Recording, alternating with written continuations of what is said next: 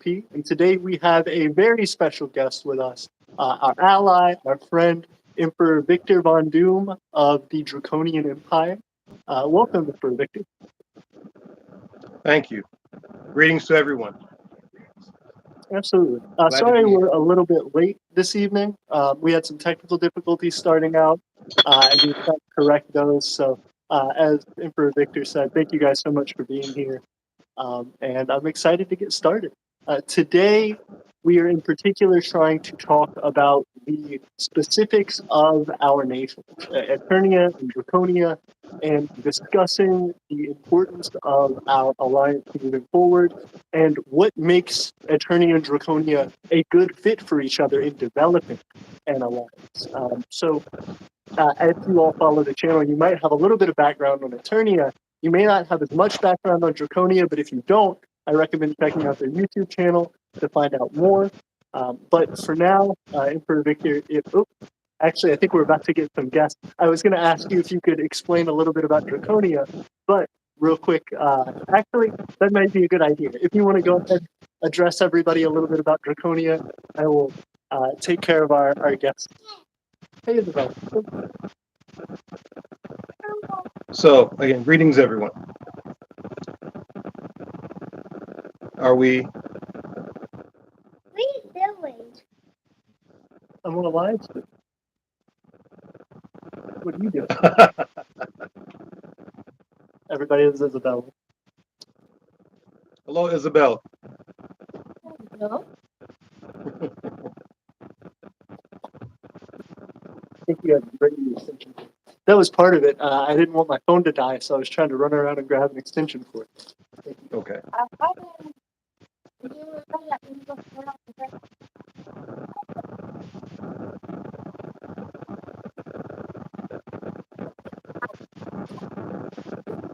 But my apologies for Victor. Please, while I'm adjusting and doing our technical difficulties, please explain to everybody a little bit about Draconia.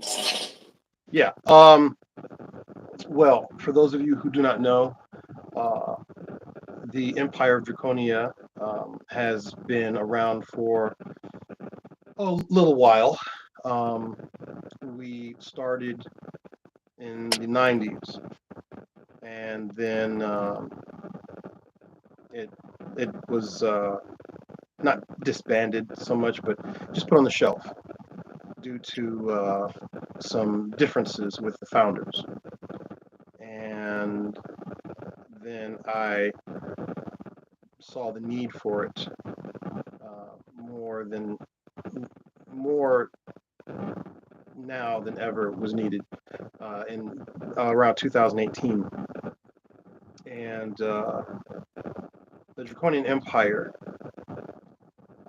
was constructed to address a number of different issues globally. Like Aeternia, we have an awareness that our environment is suffering at the hands of man's greed. People are suffering at the hands of man's greed. And what is good for man is good for the environment. Not always, but what is truly good for man, what is truly good for the environment is good for man, and what is truly good for man is good for the environment. There's a relationship, and not many nations that we have seen exhibit these qualities. There are some countries out there that are very environmentally friendly, environmentally conscious, human-centered, but not enough to fill a cup, in my opinion, and not enough to make world change in the way that everyone can feel it. All right, it's one thing to say, well, we'll deal with our nation this way, and we'll respect your sovereignty, and you do things your way. But when you do things your way, you pollute my water, my air, my land. You infect us with strange things. You change the entire ecosystem with your sovereignty and your philosophies. Sovereignty is something that should be respected with every nation, as well as with every person. Some people feel that people don't have any sovereignty, or that people inherently give up their sovereignty to a nation. But a nation can't be sovereign unless their people have a recognized sovereignty. And that sovereignty is inherent, universal.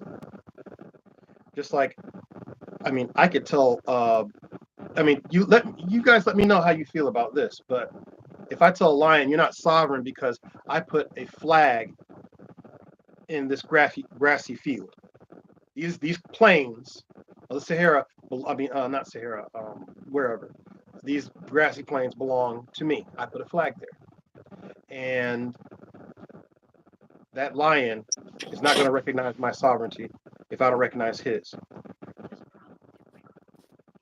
So We can hear you, but there's this awful scratchy sound. okay, hold on for a second. I don't know if other people are hearing it. Okay, At first I thought maybe it was EP because there was no In movement. all right. responding to Emperor Victor, I just wanted to say I completely agree. I think Sound. just from kind of jumping on and off of what Emperor Victor was speaking about, I think that's one of the things that really brings Aeternia and I Draconia just together. I unplugged it. It's It's not the concept that we plugged in. are really, really fundamentally tied to personal development. The idea that the way that we're currently living in society isn't appropriate. It's not centered around humanity. It's not centered around personal rights. And so, as we continue to develop, we are trying to provide a home for people. We're trying to educate people on how they deserve to be treated by governments and what their life could be like in a society that puts them first. And as we continue to do that, of course, we're much smaller than other governments, but by working together and by trying to put the combined efforts of our people together, we can achieve this, that even larger governments, which have a lot more resources, don't tend to find time to do or don't tend to prioritize. So we have a lot of opportunity there. Sorry to jump in there for Victor. I felt like some of the things that you said really resonated with me, and I really wanted to go off on it. But please continue. Oh no, that's okay. The Empress informed me that there was a scratching noise that was in the video where she was watching it, and to let me, well, to let everybody know if they're having difficulty hearing something or if there's an irritating noise, let us know. But to continue, and as I study the issue of sovereignty a lot closer, I want everyone out there that's listening to know that if you've heard anything ill about that term that has been demonized by the media and by the Federal Bureau of Investigations and other so-called agencies out here, creating terms like sovereign citizen or things of that nature, that is not what we're doing. That is not what Emperor AP is doing, and that's not what, from what I can see, most micronations are attempting to do. But sovereignty is an inherent aspect of this goal. You know, you want your sovereignty recognized, and a lot of times we pull away from a system because it does not recognize our inherent sovereignty. And what is that? Does it mean that I can break the law because I recognize a few laws and statutes? Does it mean I can break the law because I recognize that I am a man on the land? No. It simply means that I can govern myself. I am adult. I am mature enough to govern myself and my affairs without the intervention of someone else. For example, if I get married, everyone just walk with me for a minute. You get married in the West. You go to a stranger called a magistrate. Very rarely we go to a judge, they're magistrates. You will go to a magistrate. This stranger will sign a piece of paper called a marriage license. A license is a piece of paper allowing you to do something that is illegal, technically. Marriage is not illegal. So why do you need a marriage license? Why do you need a hunting license, a fishing license, a driving license? Okay. And then when you do something that the license prohibits, now you're brought up on charges for non-crimes. Well, some people don't like that. So instead of continuing to buck the system, you just break away and live off grid, or you do something a lot more intrepid and bold and create your own society. Now, I understand that there are certain regulations, certain controls that you have to have when you have a certain population in a certain area. But to take someone's inherent sovereignty, which going back to the marriage license, so you marry this person in love and unity under God or whatever spiritual thing you believe in, or if you're not, you don't have to be spiritual. You can be a complete atheist, but you can love someone. And then when that love goes south, it doesn't work out or anything else, you should be mature enough to separate. But because this racket has gone on for so long, people don't know how to behave or govern themselves. So you're mad at each other. She slept around on me. I slept around on her, whatever the case may be, or we just don't like each other anymore. But you know what? I don't like the way he talks to me, so I'm going to go to the court, file for a divorce, and then they're going to get involved, and then they're going to squeeze him for everything he has to take care of me, alimony. Or we're not going to get into if there's children involved. Okay. I've seen evidence. I've lived it that your children do not belong to you. Your children are wards of the state. And this is not a conspiracy theory. This is not some, alien thing. No, it's true because the government sees all of us as children, that we can't govern ourselves appropriately. And so I have also seen parents who do govern themselves appropriately. The courts are not involved. No one says anything. I've seen when the courts try to get involved and both parents say, you have no jurisdiction. And the courts say, yeah, you're absolutely right. Good job. And they back off. But too many times people are angry, full of vitriol, and they are immature. A lot of people are immature. I can't break up with her. I can't let her go. So I'm going to keep the kids and stupid, really ridiculous things, which then, being, if I were a magistrate or a judge or whatever, I would say, yeah, you're going to bring this problem before me. And I'm going to treat you like children because you should know how to govern yourself. So in starting a micronation, in striving for statehood, one of the things I wanted to make clear to everyone who joined the Draconian Empire is that your personal affairs are yours. Do not come to the emperor with, I don't want to be with him anymore. He's a terrible person. He tried to sleep with my girlfriend and No. We go through a lot of problems. And as I'm talking about marriage, it bears significantly on statehood. When you're an emperor, when you're a king, when you're a leader of any kind, or empress, okay, or queen, for any of you out there that are female and you have your own micronation. You have a relationship, a marriage with the government you create and the people. So it's like a trinity. It's the ruler, the government, and the governed. And you don't mistreat your children. At least if you're a good parent, you don't mistreat your children. And you don't keep your children as children. Some of us know of adults that would love to keep their control over their children. So they do everything that they can to keep their children unaware of reality. Okay. Mama's not going to let anybody hurt you. Mama's going to take care of you. Mama's going to keep you safe and warm. And you're 30 years old. Well, that's what has happened in the U.S. and a lot of Western nations. People have been dumbed down. And a lot of you can see it. Everyone that is here today is someone who has seen something, whether it be within or without, that has led you to say something else has to be done. Emperor AP has made a choice, and he made a choice at a very, very early age, which harkens to his level of intellect and his consciousness, which I applaud. And if there were more people like AP or like myself, not to my own horn, because I went through a lot of scrapes and bumps to get to where I'm at. We would have a lot better world. Now, of course, the courts would make me much money, okay, but we would have a lot better world. And since it takes a lot of effort to march and you know, vote and all these different things that really, to some degree, some people don't think matters, it's easier to say, you know what, I'm going to break away.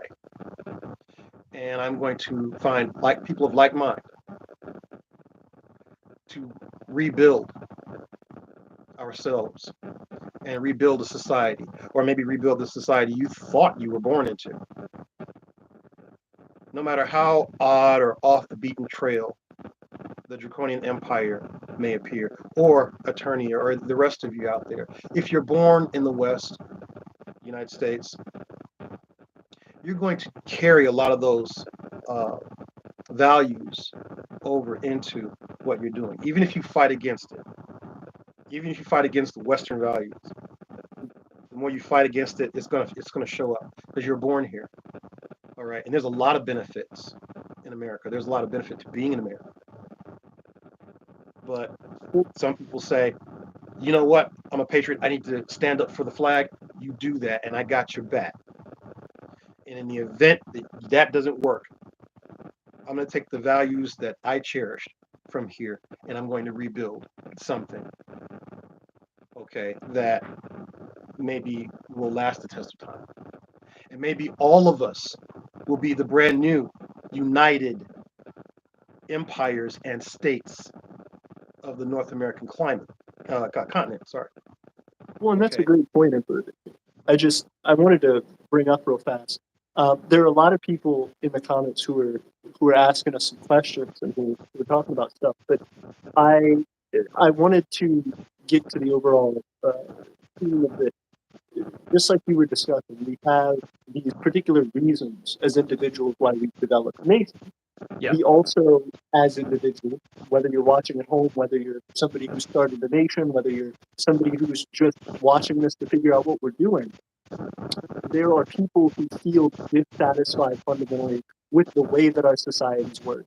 And more so than that, they feel dissatisfied that they cannot change those societies very easily. You know, we talk about voting is something powerful, especially locally. Here in the United States, if you live other places, there may be limits to your abilities. You may feel you have more freedom and more ability to have your vote matter.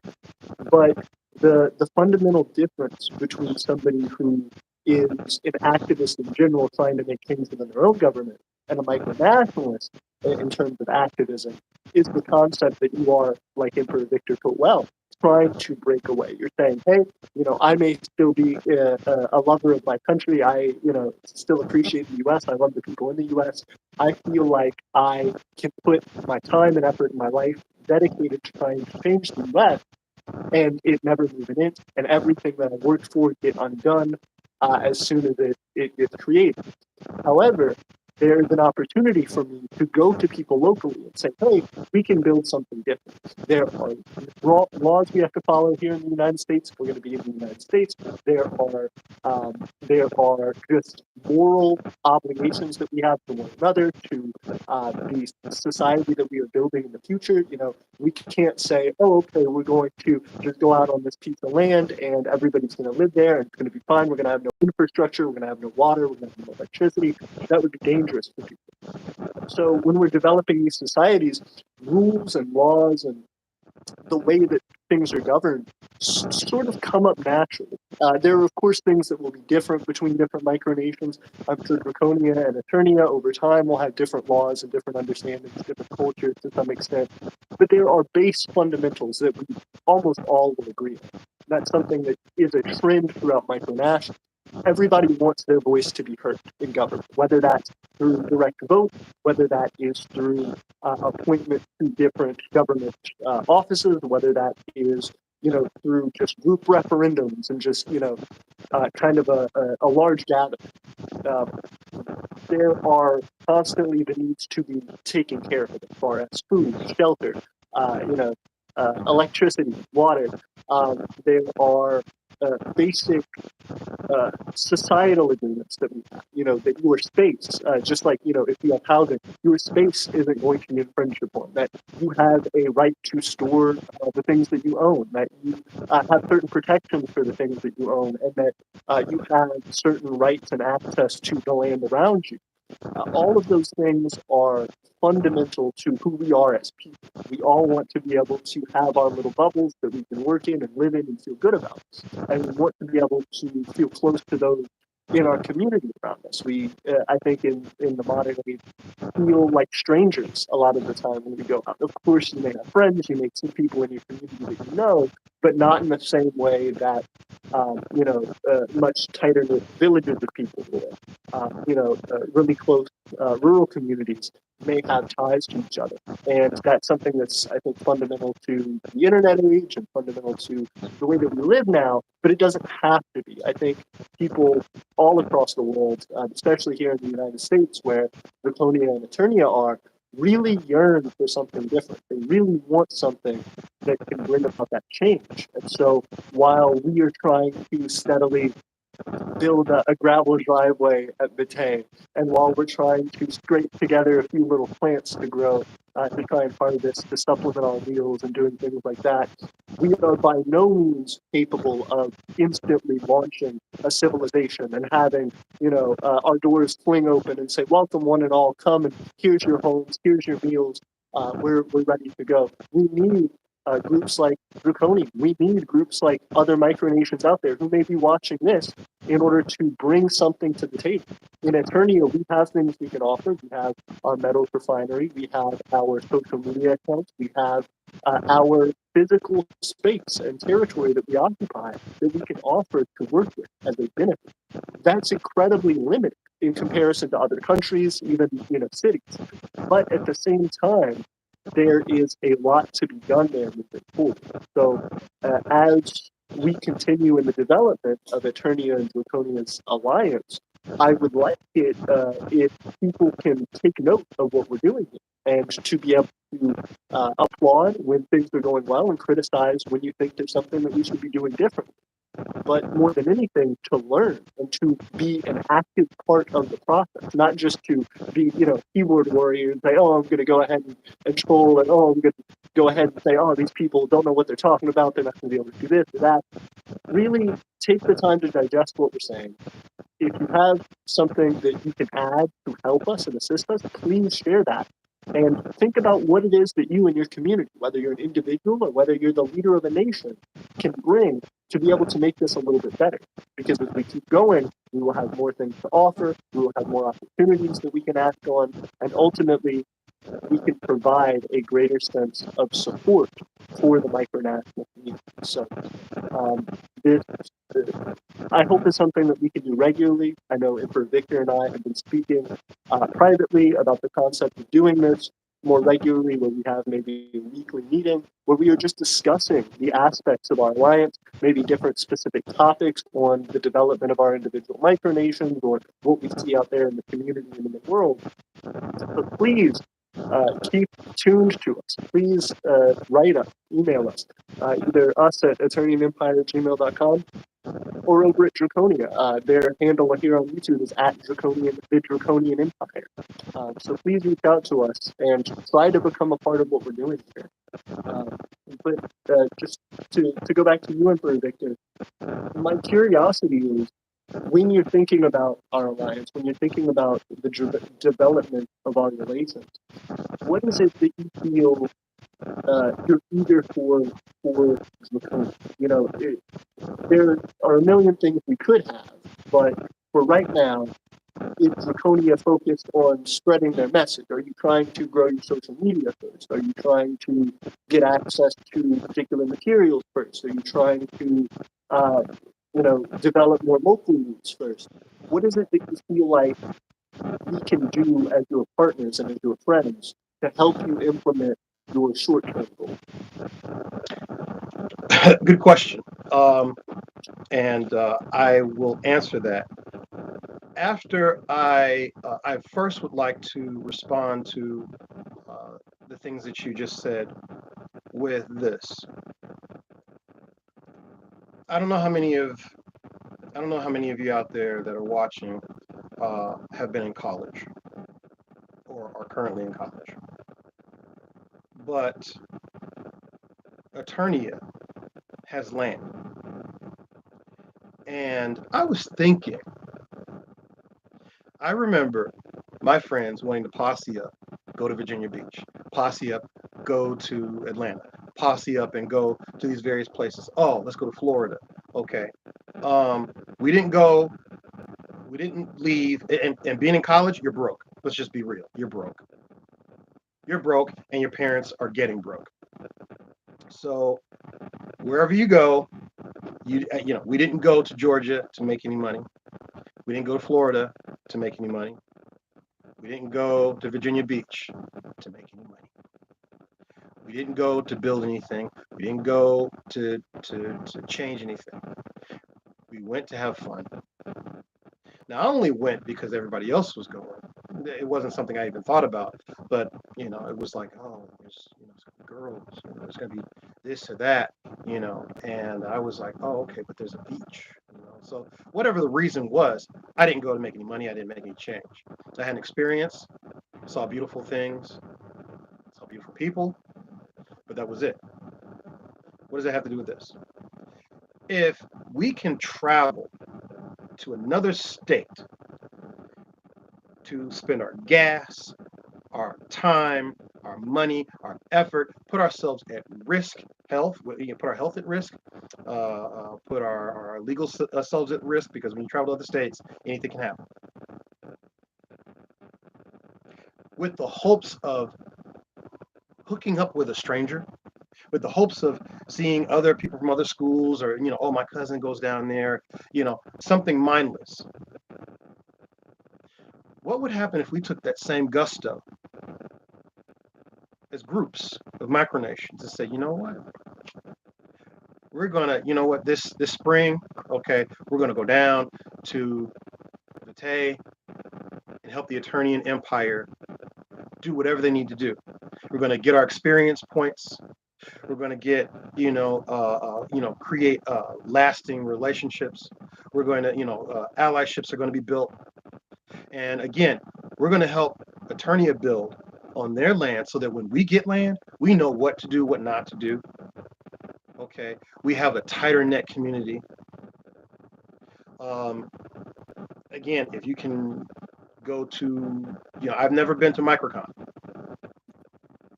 but from what I understand, it's a pretty penny. So let's just take that.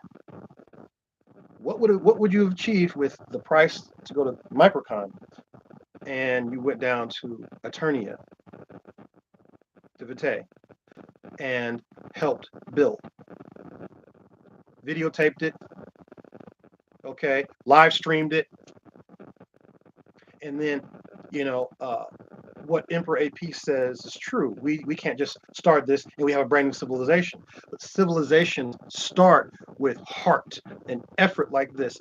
And the old civilizations that all of us come from did not have the internet. Perhaps they didn't have the internet. I mean, if you want to say, well, the pyramids were a great communication network system, well, they don't work now. So what we have is what we have. And we have the internet. We have technologies where we can, communicate at vast distances. We have vehicles where we can, pile up numbers of people and go down there and do that. And then, it's like, okay, well, we did that last year or a couple years ago. And now the Empire of, the Empire of Sparrow, whatever, we just bought land. And we have 4 acres. And we don't, we have the experience from what we did with at Vitae. So we're asking everybody, can you come down and help us do this? Let's have a build party. And guess what? Everybody's like, oh yeah, okay, we're there. So a weekend out of a year with, say, 13 or more people building, you can get a lot farther with that one weekend than you would if it was just you or just me and the Empress and our children, or more than just Emperor AP and Tiffany, okay, and the few other citizens that they had. All right, and by the way, yeah, smash those likes.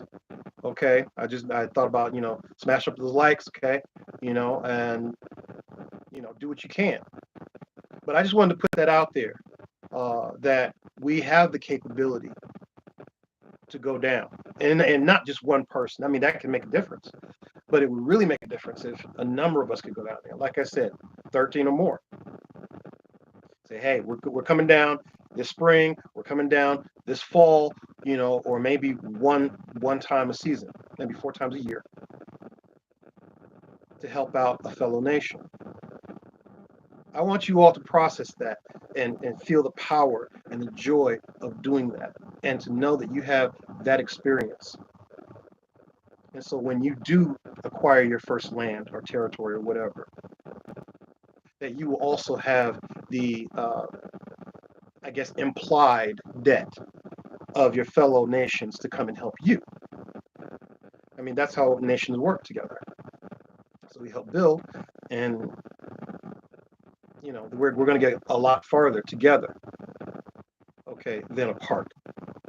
So now to the question of what can be done in short term. Yes. I'm sorry to cut you off. Real quick, I had to jump in on that that you just said.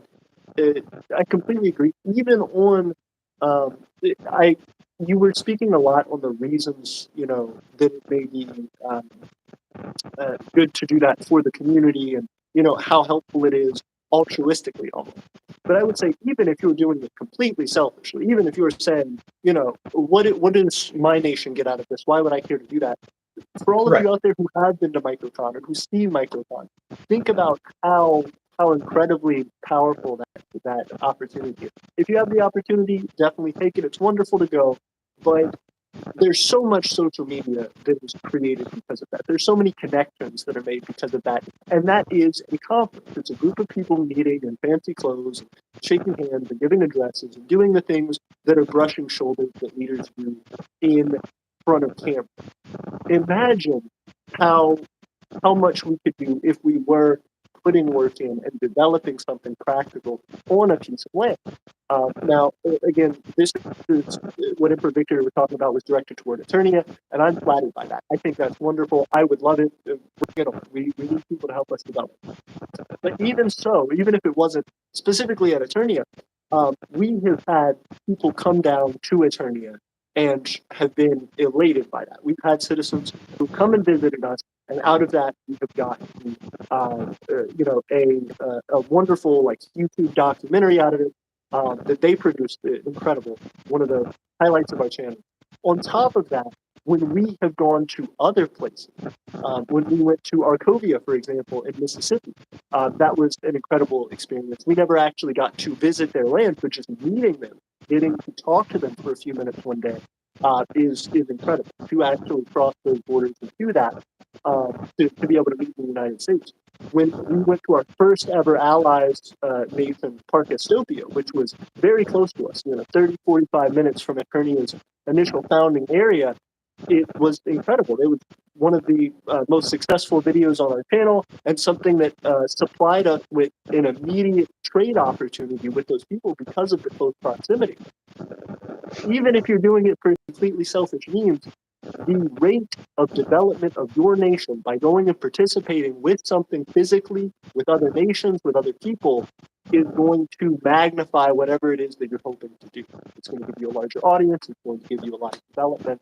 And it's a powerful process. So as we continue to do this, we should absolutely be pushing for that. But I'm sorry to cut you off at first. No, again, it's not cutting off. It's just adding. And and then one more point on that is, so let's say we go down to Vitae and we help them clear area for a garden, and we till it and everything else. We got 3 days to do this. because we're all so very busy. But we clear that area and we help plant, a certain number of crops. Let's say they grow zucchini, watermelon, squash, and some microgreens in a shed somewhere or whatever else. Um, and then they reap their harvest. Well, I could very well see that once Vitae reaps their harvest, Emperor AP is not going to ship out a zucchini here and a watermelon there and a squash there.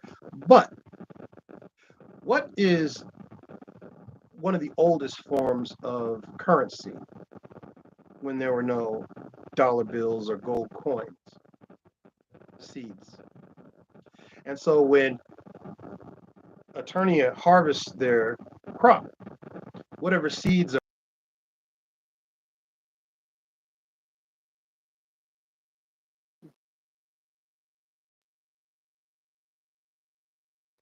Uh-oh. Emperor Victor?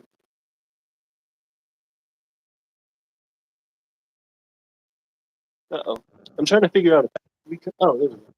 Hello. okay, yeah, it just went cloudy. Okay. I could see Aeternia shipping out, baggies of seeds to the nations that helped plant those, things. And that right there, regardless of how much gold you have, you can't eat gold. You just, I mean, you can make medicine out of it, but when you don't need medicine, you still need to eat. So we would have coffers full of seeds, and we're helping each other out. We're shipping back and forth. We got all these great seeds and everything, non-irradiated, non-genetically modified, good old-fashioned seeds. That's the last thing I want to say about that, the benefit of helping each other out. You may not have land right now. You go down, you help Aeternia, and you may end up with like 12 baggies of various seeds. You don't have your land yet, but when you do, you've already got something. You didn't have to. You paid for it with your sweat. The sweat equity is there. So I just want to say there's many benefits. If you don't even have to dig very far to see how helping each other helps you, helps ourselves. So moving on to the original question, what we're working on right now, given the fact that we currently don't have land, we have property, but we don't have land. We're developing a number of different things. We're trying to get the YouTube channels together. We're trying to get various courses together. We're doing small projects that we can share with everybody. We're doing a lot of prepping things because where we are, we've experienced a number of power outages and things of that nature. And with a family the size that we have, that's not something you don't want to be without power or water or anything else for more than a day. We did, I think Empress Alicia, yeah, she did the video on the eggs and things of that nature. I currently am working on energy sources, which Aeternia has a resource that we would like to acquire for research and development purposes. And Vitaeum. Yes, Vitaeum. And we would very much appreciate that. And I say that because clay is not readily available everywhere. And where we live, it's further down. Where it's accessible in Ohio, we don't live there, and it's not economically feasible to travel all that way, and then you don't know whose property you're digging in to get it. Whereas Vitaeum is from Vitae, and it is readily available. So we will be using this in our energy research, mainly with batteries. Clay can be used in so many different ways. It is a diverse material. You can make, as you've seen, you can make dishes out of it. You can make molds out of it. We're going to research its use in battery technology. It's a medicine. my family, half of my family hails from Alabama. And they used to talk about eating the red dirt. I thought when I was younger, I said, I'm not eating dirt. I mean, that's kind of gross. But now I understand that the minerals are vital in certain ways. And so there's a number of things that can be done with it. I'm not going to go on and on and on about it. But yeah, so we seek to receive the resource of vitae from Aeternia. And that will be the first thing that we would look to acquire as far as helping us out. Now, again, we can do a whole other video on battery technology. For those of you who are maybe sitting there scratching your head saying, I can just buy a pack of batteries from the store. Well, what's the big deal?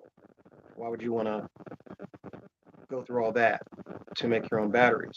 Well, because a lot of times any batteries that you make can be recharged over and over and over and over and over and over and over again, and they last longer than the batteries you buy from the store, which are created with planned obsolescence. So if you don't know what that is, everybody look that up. For those of you who don't know, look that up. That's another reason the Draconian Empire exists, because I don't believe in enslaving a population to buy light bulbs every week, to buy gas every week, to continue to feed a machine. It worked for a time, but it was bound to fail, because again, it's poisoned our environment. It's poisoned our souls. A lot of us wouldn't even know how to survive if the lights went off tomorrow. And our governments are not really going to care. I mean, we've seen recent disasters. I'm not going to get started, but we've seen where certain organizations, that were formulated to help, don't help. That can't be the case. And again, I'm not going to scream victim. I'm just going to create my own kingdom, my own empire, and call it a day. All right, just like some of the rest of you have decided to do. So yeah, that would be the first thing, getting our hands on the Vitaeum and doing those tests and experiments to see if we can come up with a resource that would give us a measure of, it's not about energy independence. It's about knowing that we have something that is sustainable in the event the grid goes down. Okay, and again, if I have to make 100 batteries to say have a decent way of life, okay, whereas maybe 8 Delco or 8 conventional batteries could do the same. I don't care if I have to have these tubs of these big batteries made of various materials that are homemade. Once they lose their ability to make charge, I can just redo the process. Okay, so yes, it may seem like we're going backwards to go forward, and maybe that is the case. But what is wrong with that? Would you rather live on your knees with someone who says, okay, you know what? We see all these preppers buying batteries. We're going to up the price of batteries. Oh, we see all these hackers online using a dollar whisk and some super glue. We're going to up the price of whisks and super glue. We're going to change. No more dollar stores. We're going to up them. Anytime they see that the public has come together and said, hey, we figured out a new hack, guys. You know what? You don't have to go do this. Go to your car's manufacturer to do that. All you have to do is lift the hood, pull this here, squirt some, and boom. And there you are. That'll last. Okay. And they're watching. When they say Big Brother's watching, you best believe he is. He and his brand new gatekeeper, AI. And these businesses get together in their meeting and say, you know what? We have a lot of those hackers online, and our sales have plummeted, whereas yours have gone up because you have these dollar products making it easy. We need to make a come up. And I don't believe in that. I'm a capitalist only to a certain degree. After that, when it comes to hurting people or just making them waste their resources on something, I'm gonna make you pay $50 for something that cost me 50 cents. I mean, maybe some of you out there say, yeah, I would do that and I'd make my money. You know what? More power to you. But I would not do that. I could not do that. I could not do that. And So, to jump in on that, Emperor Victor, I wanted to bring up as well, yeah, looking at Aeternia's solar power and trying to develop the solar power generation station for ourselves. We have two small solar panels that we're working with. It's not a lot, but looking into, theoretically, if we scale and try to run our entire house, doing the calculations for an average house, you're looking at hundreds to thousands of dollars in, for example, lithium-ion batteries. If you were going to purchase lithium-ion batteries in bulk, even if you're getting the best discount you can for the maximum bulk, you're looking at $1,000, $2,000, something like that for batteries just to be able to charge to run the bare minimum stuff for your right, house for to be able to last a year or two. That's tough, and that's in just the battery. If you look at lead acid batteries, which is what we're using, even more expensive if you were to buy them fresh out of the box. We're right, recycling.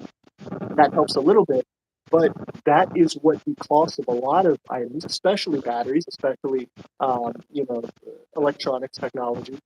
Anything that a producer is confident that you will not be able to replicate, they're easy to charge whatever markup they would like on it, because you're not going to go out and make that. So sure, if I purchase a whole bunch of lithium-ion batteries, I can fit that in a little storage cabinet in my garage and say that's it, that's fine. I've got this power bank that I can last off like for the year. That is a few $1,000 investment. You got to sink that in. For us right, who may want to upgrade and continue going and saying, well, we don't just want to take care of 2 people. We want to take care of 10 or 12 or 15 or 30 and keep scaling. It may be more beneficial to say, well, I'm not in a 1-bedroom house. I'm on 3.3 acres.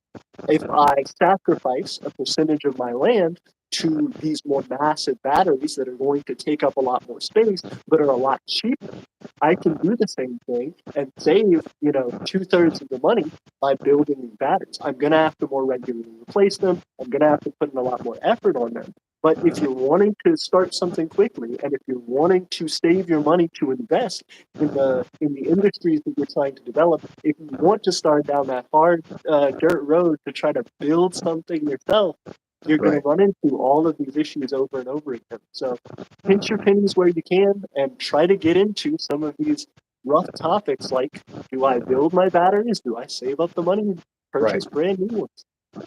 But I certainly appreciate that in particular. I think we're on similar wavelengths there. I'm eager to start developing more things ourselves, and we're excited to get you that Vitaeum so that you can start working on it as well. Thank you. And I also want to thank you for reminding me to. I went through my school stuff, and I could pull up the electrochemical series online in PDF, but I had one that was all highlighted and scribbled up, and I liked that one because that was she passed it out and everybody threw theirs away, but I like mine, so I've got that and a few other electrochemistry notes in reference to the redox reactions and whatnot. So thanks for reminding me of that. Absolutely, happy to. Real quick before we jump into another topic, I just want to go ahead and say hi to everybody. I haven't been able to say hi to the live chat since we started, but it has been a productive conversation. Quickly, Republic of Abrinistan, good to see you. White Wind, of course, wonderful to see you. Odd Somnambulant, good to see you. Are you new here? It's good to see you if you are, welcome. If not, good to see you again. Aswania, of course, hello. King Carminate from Arkovia, that's who we were just talking about down in Mississippi. Fantastic to see you coming in and sharing in this conversation of leadership. Same thing with you, White Wind. Trains Gamer says, hello, AP, greetings from I want to make sure I'm not mispronouncing this, please correct me. El Donch's Kaiserreich, and it's Kaiser, good to see you. Welcome. Thanks for being here.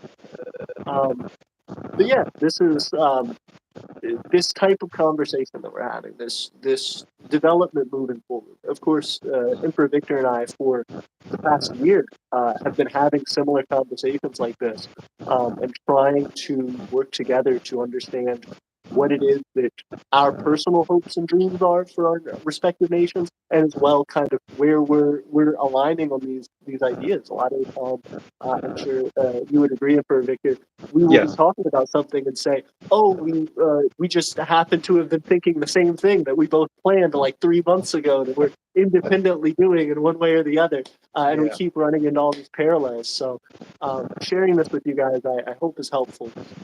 And more so than that, again, I really hope it inspires some of you to join up in our cause and try and work together with us.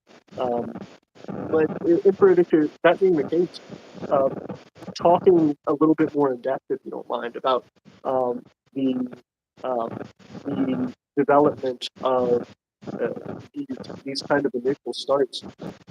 What do you feel like is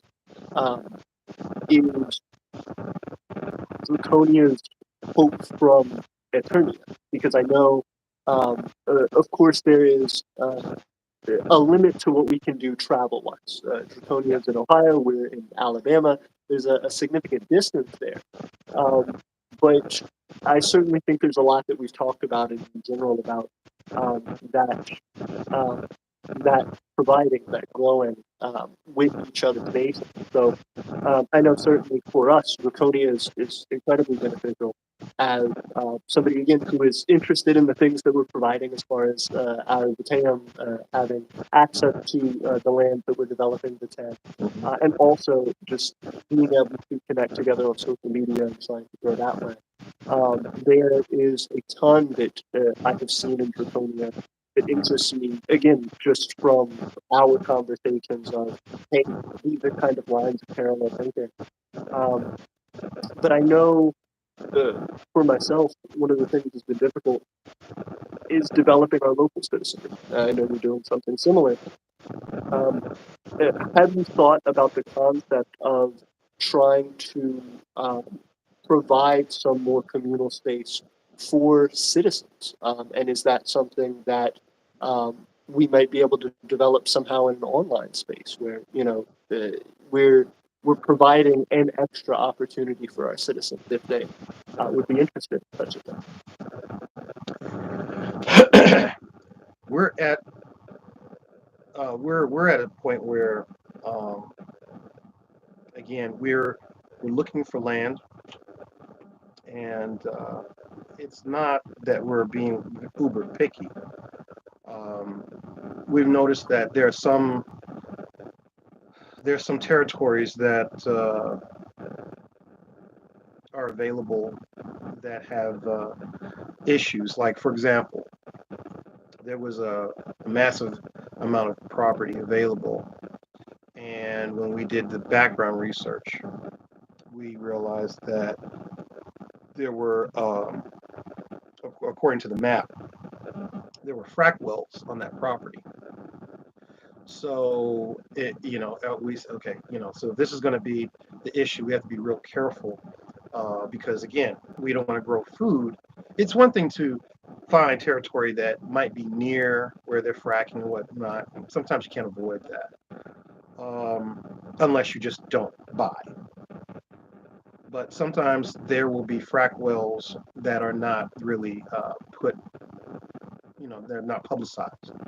But then you go to I forgot what website it is, but it'll show you where all of the frack wells are in the United States, and when they were sealed, and if they're still currently fracking going on, and they'll give you this whole grid as to where it is, and you overlay that on top of the I don't know if it was Zillow or a Land Watch, but you overlap that, and you'll see that, oh, so this land that's for sale, there's a well on it, okay, and it's not mentioned here. They're like great deer, turkey hunting, great price, and I forget how many acres it was, but it was like a lot of acreage, and it was low price, and so that was a flag for us.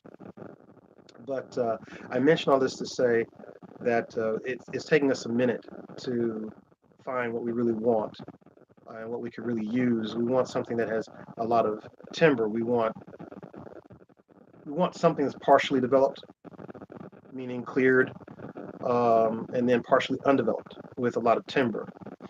And when we get that, the only thing right now that I can say we can do for each other is I can make it my solemn oath and promise that when we acquire property, that there will be a parcel set aside to create an embassy for Aeternia to be there. And that's, again, for everyone out there listening, this is what nations do. Just like there are embassies of other nations here in the States.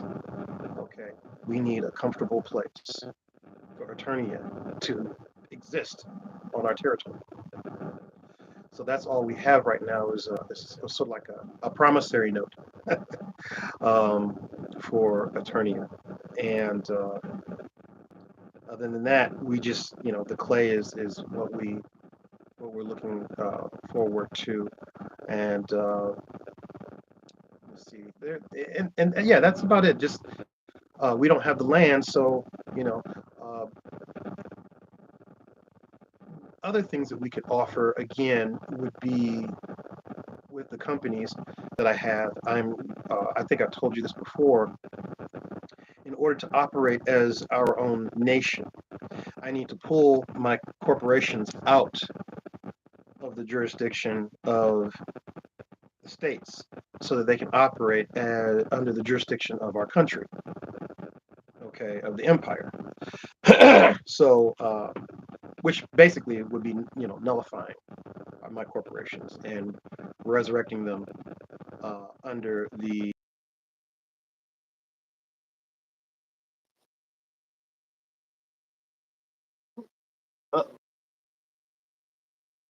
Have we gotten disconnected again?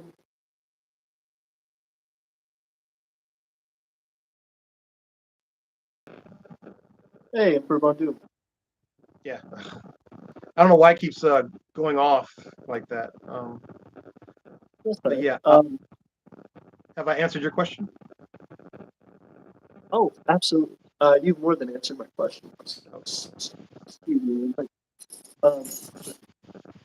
Um, as well, I wanted to bring up that is more than plenty. I'm not sure if people on the other end of the screen understand exactly how valuable it can be to have a built and developed friendship with another nation. Of course, the interest in our materials is certainly valuable to us. But on top of that, the concept that, like you're saying, we have these promises and these developments in the works are valuable to us because even if it is, 10, 20, like however long it takes for that to happen, it is special to us because we know that that we are a part of the plan for your development. And just in that same manner, we are actively including you and attempting to include you in our plan because we want to speed up that process. In order for Aeternia to be a good ally to Draconia, we want to make sure, even completely selfishly, we want to make sure that you develop and do well because that's a great investment for us. That's something that allows us to not only have something that we've put time into and developed alongside others who are achieving that same goal, but also just the fact that we have.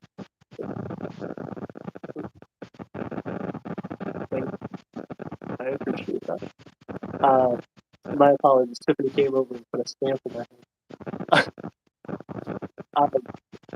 It's incredibly valuable. It's incredibly valuable to us because we also know that that surplus of resources, that investment, is something that is trusted to a long time. If you're a micronation that has millions of dollars, let's say, you strike it lucky, you're developing your nation, you come upon a fortune, and you're ready to go to start investing in other nations.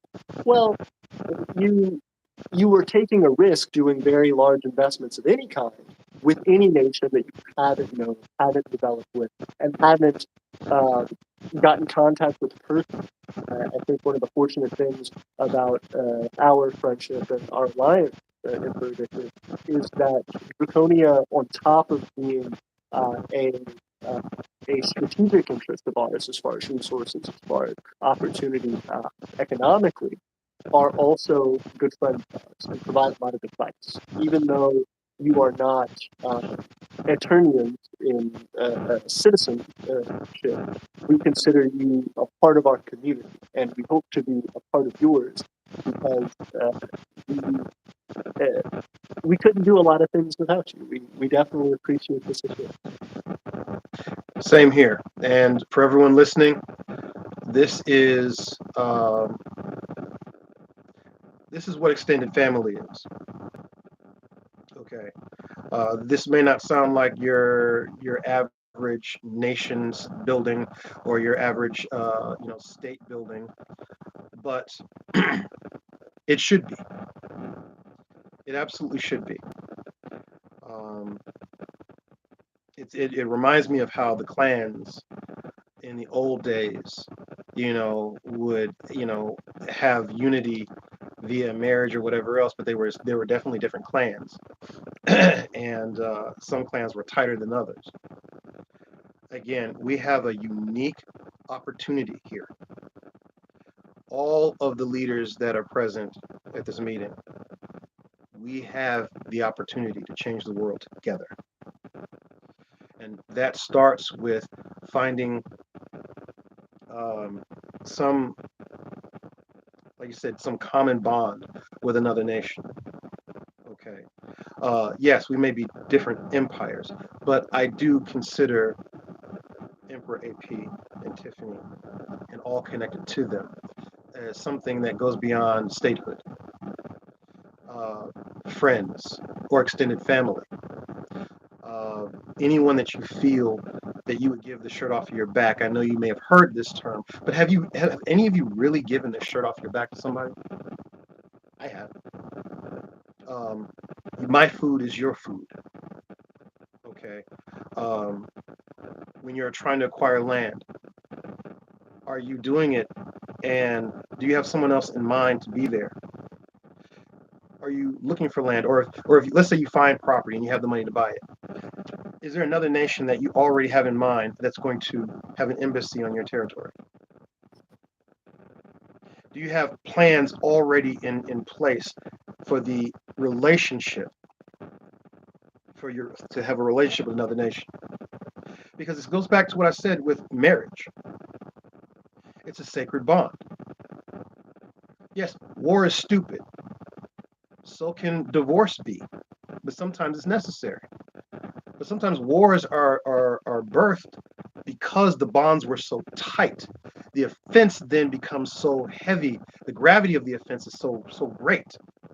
War ends up being the knee-jerk response. So with us, if we step out of the gate saying war is stupid, okay, and knowing that we don't want anything that causes contention or bad blood, and we seek to unite with, if for no other reason, just one other nation that you vibe with, okay, we're all going to benefit from that. Okay, we're all going. Well, and I wanted to bring up as well, in that development, we are also connecting on a more deep level, I think, than a lot of other micronations, especially ones that are operating primarily on the internet. That operating on the back. Yeah, back. Yeah. Okay, cool. Operating on the internet is a very powerful tool. That's how Aeternia got its start and how we have developed for a long time. It's still one of the primary drivers of who we are. But that being the case, there is a limit to what you can do on the internet. As of right now, we have about, I think, 2,300 subscribers, something like that. We are actively trying to pursue development and having people in our local area come and help us and work with us, having other nations come and work with us. And out of the 2,000 something people that are subscribed to us, there are only a fraction who actually run and develop micronations or are interested in activism. On top of that, there's a smaller fraction who are interested in that and may be willing to do that. And then there's an even smaller fraction who would actually go from a willingness to do that to actually taking some sort of action, even just contacting us, or filling out a citizenship application or an alliance application. The pipeline from amount of people you can reach out to over the internet versus the amount of people who will connect back with you and that you'll get some positive development through are very, very small margins. So the larger that we grow, of course, with Zirconia's help, is incredibly powerful for increasing those margins. Having another micronation in another area that's not local to you, that is going around and talking to people and saying, hey, we're the Draconian Empire and we are allied with the Empire of Aeternia in Alabama. Hey, we're the Empire of Aeternia. We're, from North Alabama, we're allied with the Draconian Empire in Ohio. Those are things that don't normally happen for micronations. We may get an ambassador in another place, we may talk to them and promote some. It is entirely different to have a nation of people all on their own who are trying to grow and develop in an area and are gaining popularity in an area to then be speaking praises of your nation and talking about projects with your nation. It bonds the two strategy. It makes that it makes that process of marketing your nation so much easier and so much more powerful. So we appreciate you for that.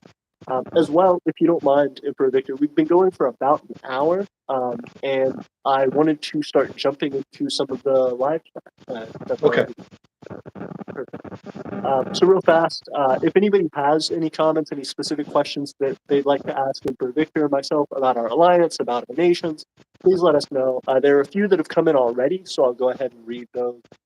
First up, again, all the greetings. Hello to everybody. Anybody that I've missed, hello. But as well, let's see. So, excuse me. El Donches is how I'm going to pronounce it. Again, my apologies. El Donches says, will you be attending Microcon 2025? That was pointed to us, Aeternia. I am not certain. As of right now, I'll say our initial Microcon appearance in 2022 was a large endeavor for us. It was very expensive. It was an incredible investment, and we wouldn't have been able to do it without a lot of support from our community. So that being the case, it was something that we hoped would have, a crazy, crazy impact for us. And while it did make us some wonderful connections and while that value can't be understated, there is a point where I realized after going, we may not have been prepared for Microcon. That may not have been the best strategy to do in going as early as we did. I think a lot of micronations, that start out are saying, hey, the best way for me to get my name out there, the best way to get recognized is to go to Microcon. And while you definitely should do that and can do that, and it will provide those benefits that you're seeking, it will get you a lot of exposure. For us in Aeternia, trying to develop to provide for residents, to be able to have people starting to live on our land as quickly as possible, providing resources as quickly as possible, developing industries as quickly as possible, we have a lot of other things we need to invest in. And so I would say no, we're probably not going to Microcon 2025. If we happen to get a surplus budget, some really crazy amount of money that comes our way, and we just so happen to be able to, in addition to everything else, purchase Microcon tickets, we would love to attend. If somebody wants to send us free Microcon tickets and pay for our travel and our hotel and everything else, please, you're more than welcome to. We would love to. But I think right now it is detrimental that we focus on our alliance with Draconia as well as our own development here. We have just recently been in talks, as I slightly alluded to earlier, for the development of our driveway. We've gotten in contact with the local county government to actually check and approve our staked position for where we want to attach our driveway to the road. So next week we should be hearing back from them and a confirmation. If we get the green light, we will be starting slowly the development of our driveway, which means access to new vehicles there. Means the first steps to getting larger amounts of supplies out there, being able to park a trailer out there, which increases the amount of supplies we can get. All of these things, being able to start having residents, being able to start getting electricity out, because then, the power company can come out and actually install the power pole. We can get contractors out to set up a septic tank, water well for us. This is the largest initial step we've taken to developing the tank, and I don't want to squash this one. I don't want to underplay it. We really need to hit it as quickly as possible. So right now I have kind of some blinders on. I have focused on that and our developments here locally, as well as our developments with Draconia. So to summarize all of that, no, we're probably not going to Microcon unless a miracle happens in 2025. But what I would be eager to see is if Microcon will be hosted anywhere in the South anytime soon. If there's somewhere that's relatively local to us where we could say drive reasonably, that may be a different story. We have a camper that we're trying to develop to actually put out on the tank. The ironic thing is, it works more as a vehicle than it does as a living facility. We are trying to patch holes in it, do things like that. It has flat tires that we need to fix up, but the engine runs. And so, if we were able to set up our camper properly, get it nice and clean, get it patched up, and be able to use it effectively as both a vehicle and a home, we could potentially go to Microcon on the cheap, be able to drive our RV there, park, stay, visit with people, stay potentially longer than the conference and do some sightseeing, and be able to return without saying, hey, we really overextended our nation's budget. Hey, we really dug into the resources that were necessary for the development of other projects. Because, again, for our government, for our people right now, I feel personally guilty doing that again, because there are so many people who are acting on and depending on us for that development. So we will be focusing on those aspects and trying to see how much we can connect with the micronational community secondary. Again, anyone except right now kind of our close allies, people who are actively interested in developing and investing in what we're doing locally. It's going to be really hard for us to reach out to make those larger investments the other way. But certainly grateful for the opportunity. We have one more. From Kingdom of Hescaria. They asked, Draconia is in Ohio, so is Hescaria. Interesting. I'd like to, maybe meet with you if it's possible. Reach out to us and let's see if we could set something up. Absolutely. Do you have a good email address for them to reach out to? Yeah, I believe Empress Alicia has posted. I can't see any of the messages, but what you could do is you can go to. Can you, Emperor AP? Can you see? Did she post anything? I may be behind on the chat. I've scrolled up. I don't see anything. The last comment is Hescaria for me, but people in the chat, please let us know if I'm lagging behind. Worst comes to worst, if you've reached out to us at any time before Hescaria, of course at aeternian@gmail.com, you can reach out to us and we can always make that extension, pass the message along. But absolutely. Okay, yeah, all right, that's great to know. I won't ask where you are. Some people don't like to reveal their exact location.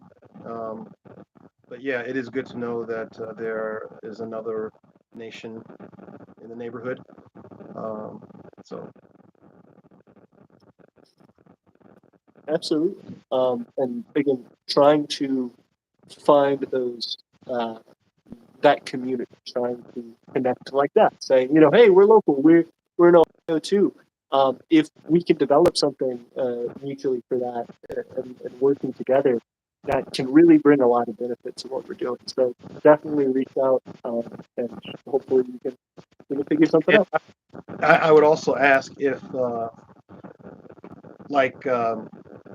maybe the next time we do this, if they can come on live with us so that we can get some familiarity and perhaps, again, I'm serious, guys.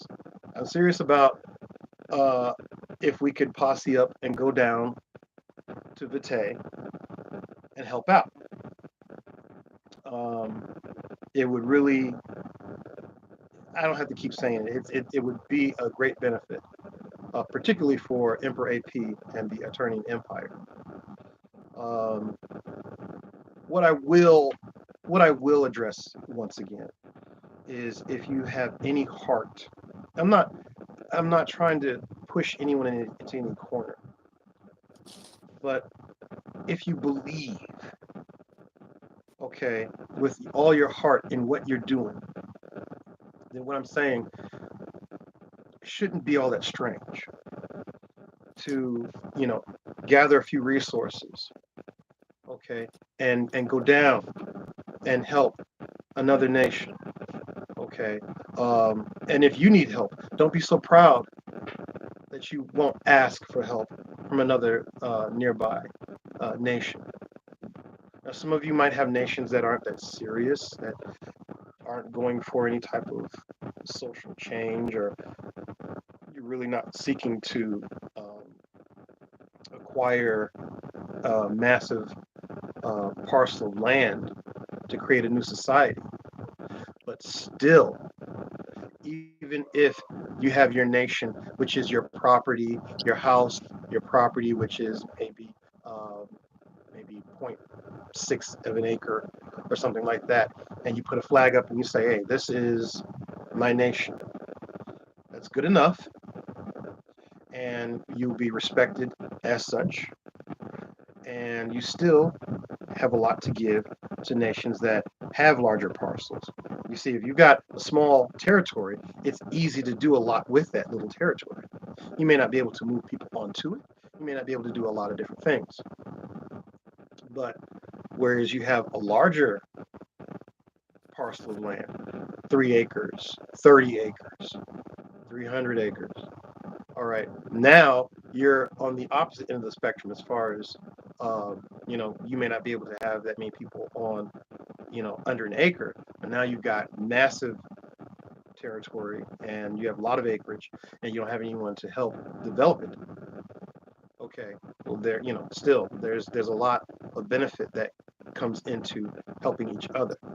So if there are any nations out there that are willing to team together, okay, I'll just put it out there, unite with the Draconian Empire, the Empire of Draconia, and anyone else that wants to get together and make a decent time when it's convenient for Emperor AP and all of us together. We go down there, and whatever Aeternia needs, we deal with it. Then we need to, connect, at a later date and see what's possible. Okay, something has to give. We talk, we do lives, we talk. Like Emperor AP says, we're digital. No, we have plenty of power and energy to share with each other. Let us be a living example of what we can do together. And again, don't think you're not going to get something from it. Okay, you will get the experience of doing things. Some of you might already have the experience of laying concrete, doing electrical work. Okay, all right, well, good. Share that. The others that don't have it, we can teach them. All right. And again, imagine the videos. Imagine the lives. Okay, we're clearing this, we're cutting this down. We've got the Empire of such, we've got this and that and this and that, and we are here and we're doing this, and then we'll be back with you guys when we're done with this, and then maybe at the after party. If we have an after party and it's like, hey, all I'll say is that, we might look like a bunch of Eternian Vikings, tipping our horns like, we cleared it, we did it, yeah, some of us have beer, some of us have root beer. It doesn't matter, and that's what we can do. We can have fun doing this. Okay, we can have fun and go down and chase girls and do goofy stuff and have nothing to show for it. Nothing. Or we can go build and have fun building and have memories. You never know what relationships you build from that point. It's an unknown. But again, I haven't been to MicroCon. Emperor AP has. Okay, I've heard wonderful things about it. But again, to build with your hands, to have a meeting of the minds of nations. Okay, to maybe take the lumber and in the weekend build a massive round table at Aeternia where it's like, we all sit here and every year we go back and say, wow, I remember 20 years ago we built this table. Okay, and everything's grown from this point.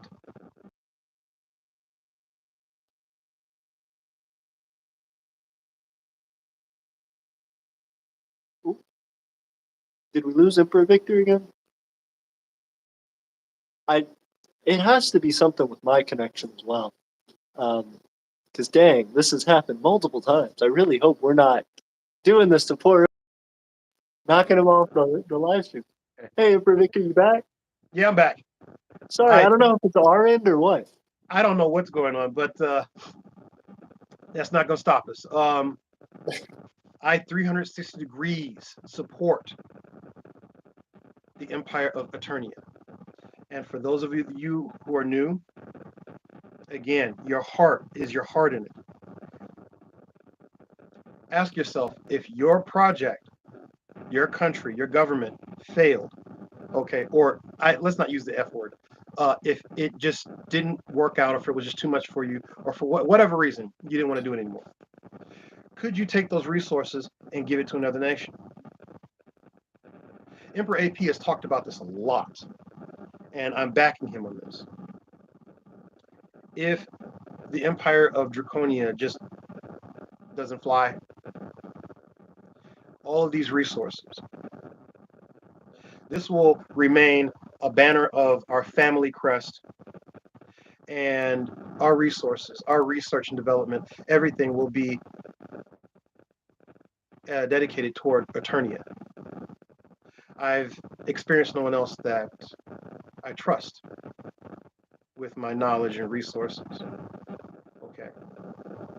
To take my companies that are in research and development and put them with leaders that are science oriented. So again, if Draconia does not make it for whatever reason, then all of his resources, all my know-how, my strength, and everything else will go towards Aeternia. If you feel that dedicated to your cause, I would say that you would do the same. Not, oh, Draconia doesn't work. It's not working out.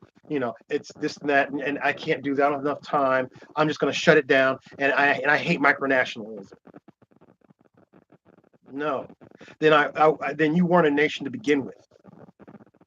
You didn't believe in the cause, and that's the thing. Do you have a cause? Do you believe in the cause? What is your cause? How far is your cause from Emperor AP's or mine? Okay, because if you're building a country, you're building a nation, there's got to be close. It can't be that far. I'm building my own country so that I can have a chain of McDonald's on my property. Okay, you know what? Then you're on another page. That's great. Thumbs up. I hope it works out for you.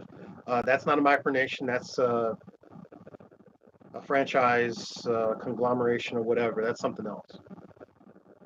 But ask yourself that question: would you, if your country didn't work out, would you then give your resources to another country that was more suited or that had the resources to make your vision a reality? Can you go from being an emperor to addressing an emperor? Could I go from saying I am Emperor Von Doom of the Von Doom family of the Draconian Empire to I am Victor of the Von Doom family. This is my crest, and I am an Aeternian, and I serve Emperor AP of Aeternia. Can you do that and not choke on your words? Can you do that and feel the truth? Because I know if I don't do it, somebody's got to do it. And I will hold up Aeternia on my shoulders and the Emperor on my shoulders in order to acquire what we want. We want the same thing, similar things, same, same thing, different mode of doing it. So I ask you to ask yourself those questions, and if you answer the same way, yeah, I would give it to this country or this empire. Yeah, I would do this. That's how serious I am. If I can't do it, I want someone else to do it. Yeah, I want to be king. I want to be head honcho. But you know what? If there's a better one, then I will give him my crown, and I will be, I will serve them. You see, I have been in the position of a master. I've been in the position of a servant. And every good master is a good servant. Good servant.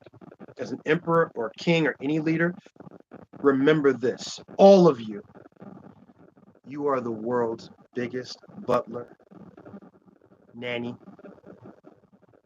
shoe shiner. Doesn't matter. You are the servant. You serve everybody. And once you digest that thought, then ask yourself, is this what I really want to do? It's one thing to serve one person. Yes, yes, honey. Yes, it's one thing to serve. Yeah, my wife. I serve my wife. Yes, dear. It's one thing to serve. Yes, emperor. I will do this. Yes, I serve the emperor or the imperial family. Yes, we got that done. But imagine the pressure of, let's say, we all got what we wanted overnight. Aeternia ended up with, say, 1,000 acres of land and 1,000 citizens or more. Same for Draconia and the rest of you. Would you be able to handle that? Okay, and all their demands, all their needs. Not everybody knows how to do plumbing. Not everybody knows how to, create a septic system or to clean it or any of those things. That's when the problems fall up. You ready for that? Oh, wait, maybe it's like, okay, I got a lot of pressure on me. Emperor AP. Hey. I was wondering, we just ended up with all this good luck and we got all these citizens. I don't know how to do X, Y, and Z. I saw you and Tiffany did a video on that. You guys think you could help me out here? And they say, yeah, we have a department for that. We have the House of the House of Science and Technology. And so we have some representatives from there. We'll send them on over.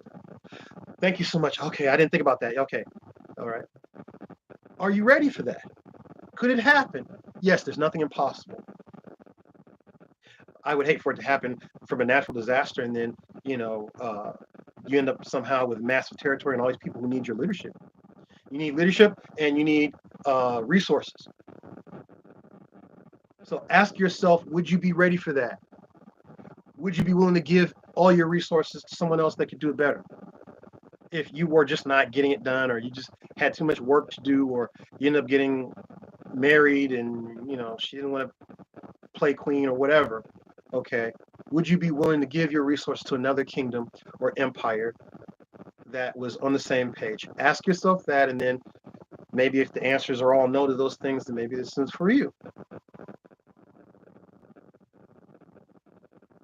I want to say I'm really grateful for that. for you saying that, Emperor Von Doom, and I want to express to everybody, I feel the same way. It's a really, really tough topic to talk about the fact that as you develop as a micronational leader, as any leader of any organization, anything, especially a country, something that by definition you're trying to get to survive after you exist, you're trying to build this community after you cease to exist, I should say. It is not yours.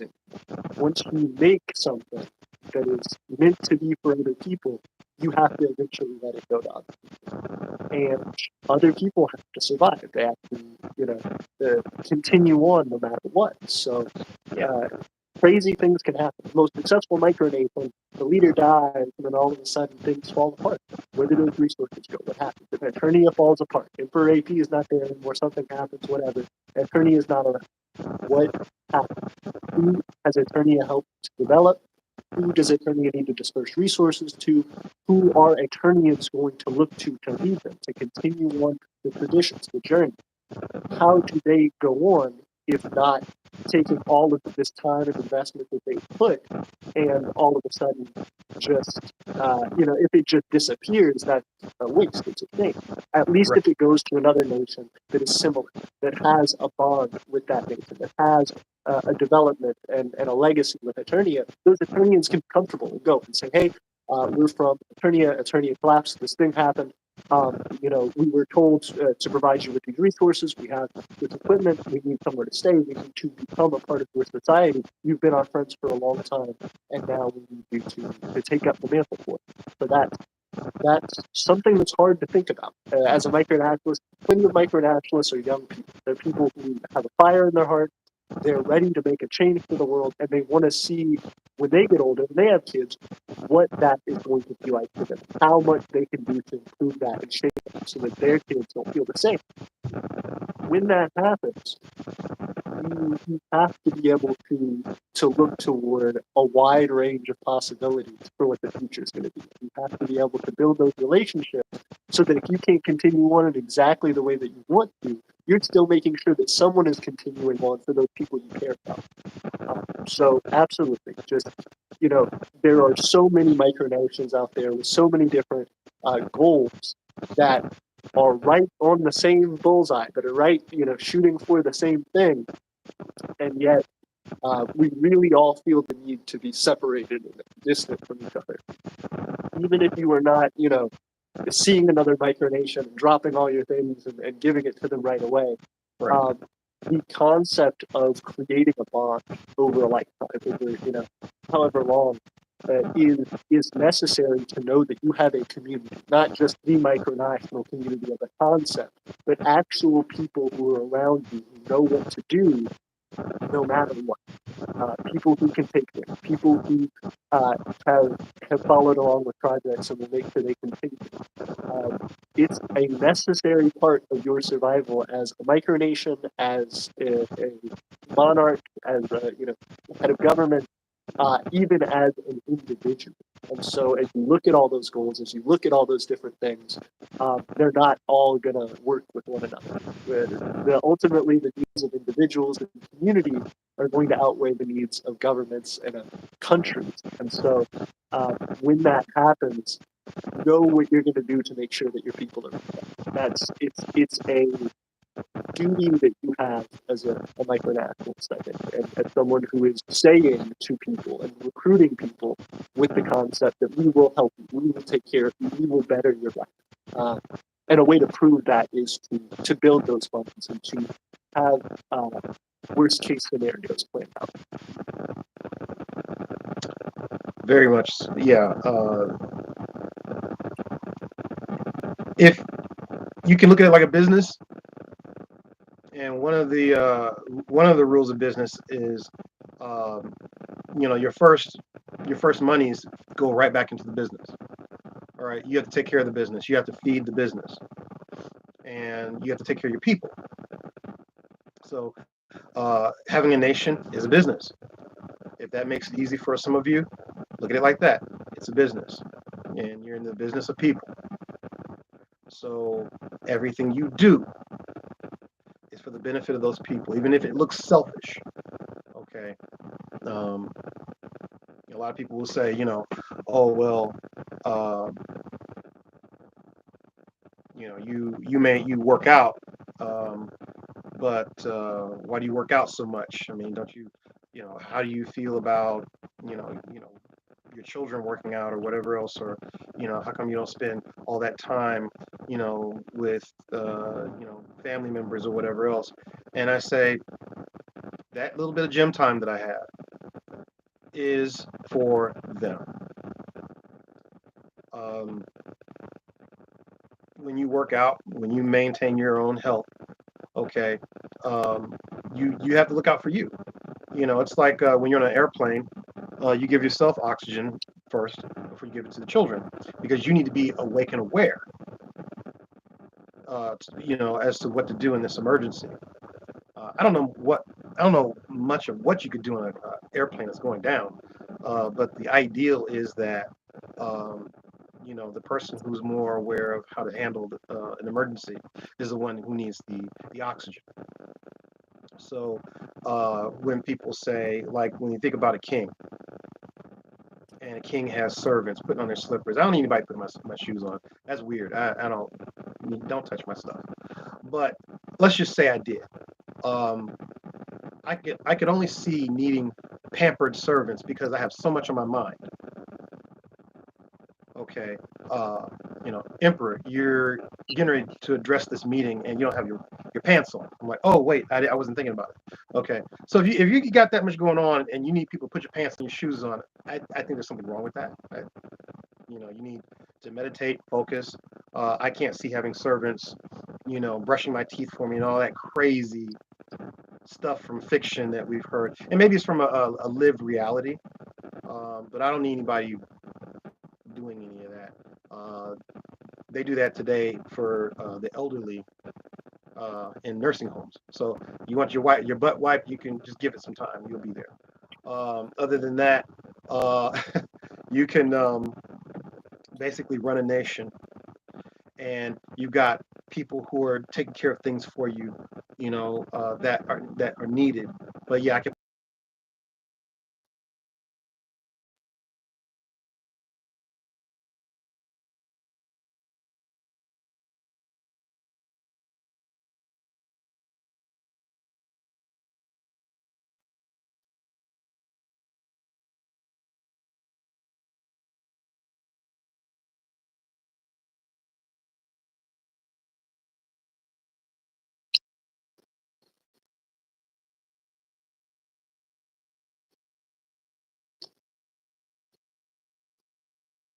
Hey, Emperor Vondu, I'm sorry to cut you off. Um, your camera, I'm not sure if it's working for everybody else. Somebody let me know in the chat, but I don't think I can see you here.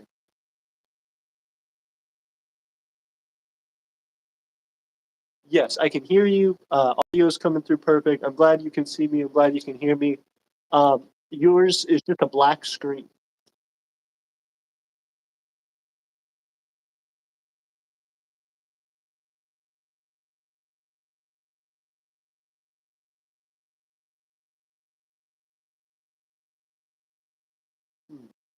Having technical difficulties, everybody.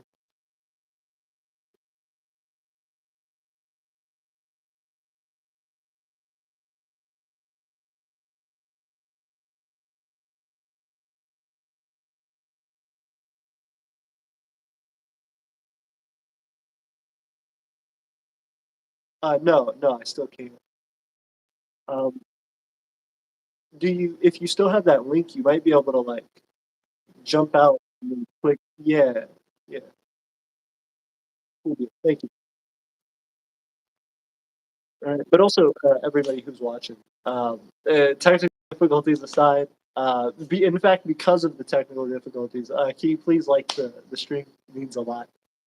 You guys, I mean, we have 5 viewers, 10 likes. We've already plenty exceeded it. But the more people that do enjoy the stream, if you guys are appreciating hanging out with us, definitely hit it up because there's a lot of benefit that comes from it. One more person hitting that like button means one more person who may see the stream and join it. So I just admitted Emperor Vondu may be back. Hey, there we go. All right. Hey, Here we go. thanks, Emperor Vondu. Nice. Okay, cool. Cool deal. So that being the case, if you had anything else to say, you're more than welcome. But if not, I'm gonna go ahead and jump on another topic. Cool deal. Yeah, let's Okay.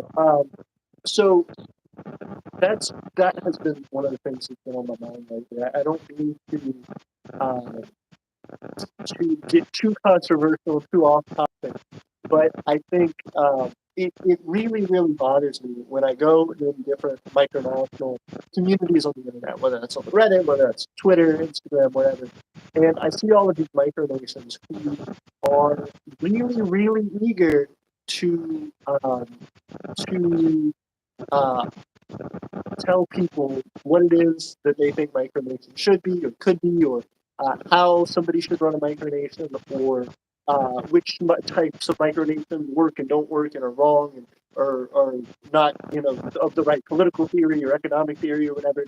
People who are really, really heavy into the idea of developing a nation. They're really into the history. They're really into the political science of it. They're really into the economics of it.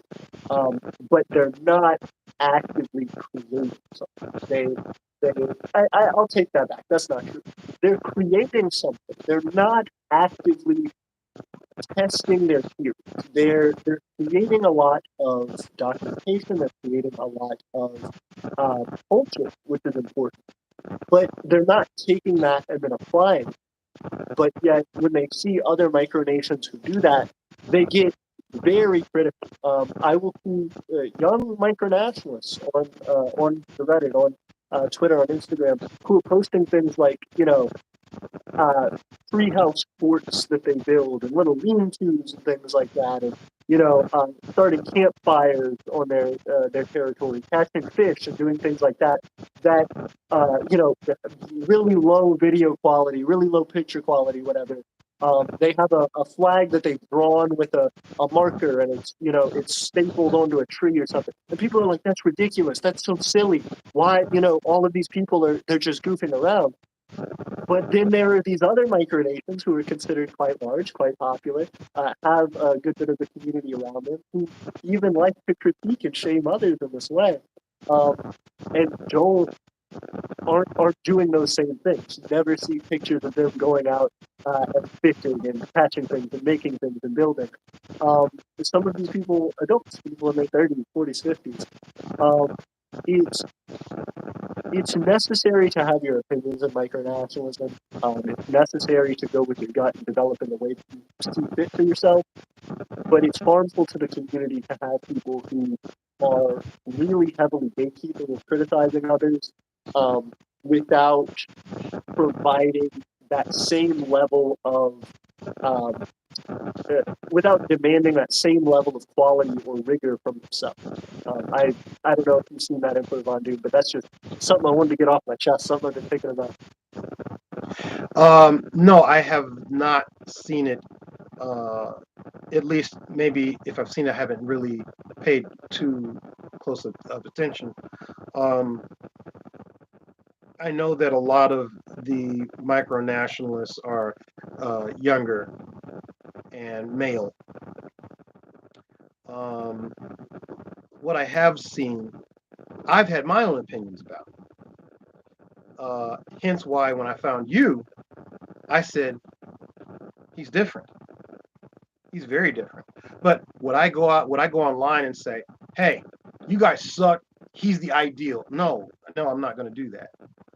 I may even express myself privately as far as my view of this nation or that wannabe nation or this one or that one. But I'm not going to malign or openly disrespect anybody, and especially if, say, he's a 13-year-old kid and he's doing his micronation thing. I think it's interesting that you are a budding teenager and you're doing this versus, maybe he is doing some gaming, but he took the time enough to read and discover what this is, build his nation in his bedroom or his parents' basement because they don't do anything with it, and the backyard, he's got a flag and everything else. What the hell? Why would you insult anybody that's doing that? If anything else, you give them a thumbs up and say, hey, when you're old enough to drive, look us up. That's all. Okay. If they have more support from the older community, they might continue with it on a more serious level. How is it that the gangs do what they do? Okay. I saw a gang that consisted of kids that were no older than 12 years old, and they took over this area on their bicycles. They were in the street and everyone was afraid to run them over. 7-year-olds on bikes. And you know they had guns because the way they were riding their bike. And they were like, riding their little dirt bikes through the street. And everybody's scared of them. That's it. And I'm like, what the hell is this? Get out of the road. And I saw them and I remember someone told me, this is what they wear, this is what they wear, and this is what they do, and this is how they ride. And I said, oh, okay, never mind. Okay. I don't want to be taken out by a 7-year-old. I just don't want that on my tombstone. Okay, I can't.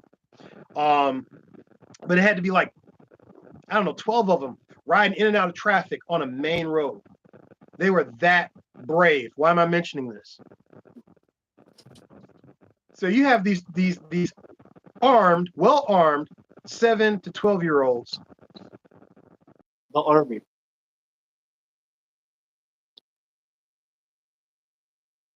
The adults are terrified of them. But then you got adults online that are verbally accosting a young man who did some research on a concept where he can start his own country. Wow, great, thanks guys. No, that's not what we do.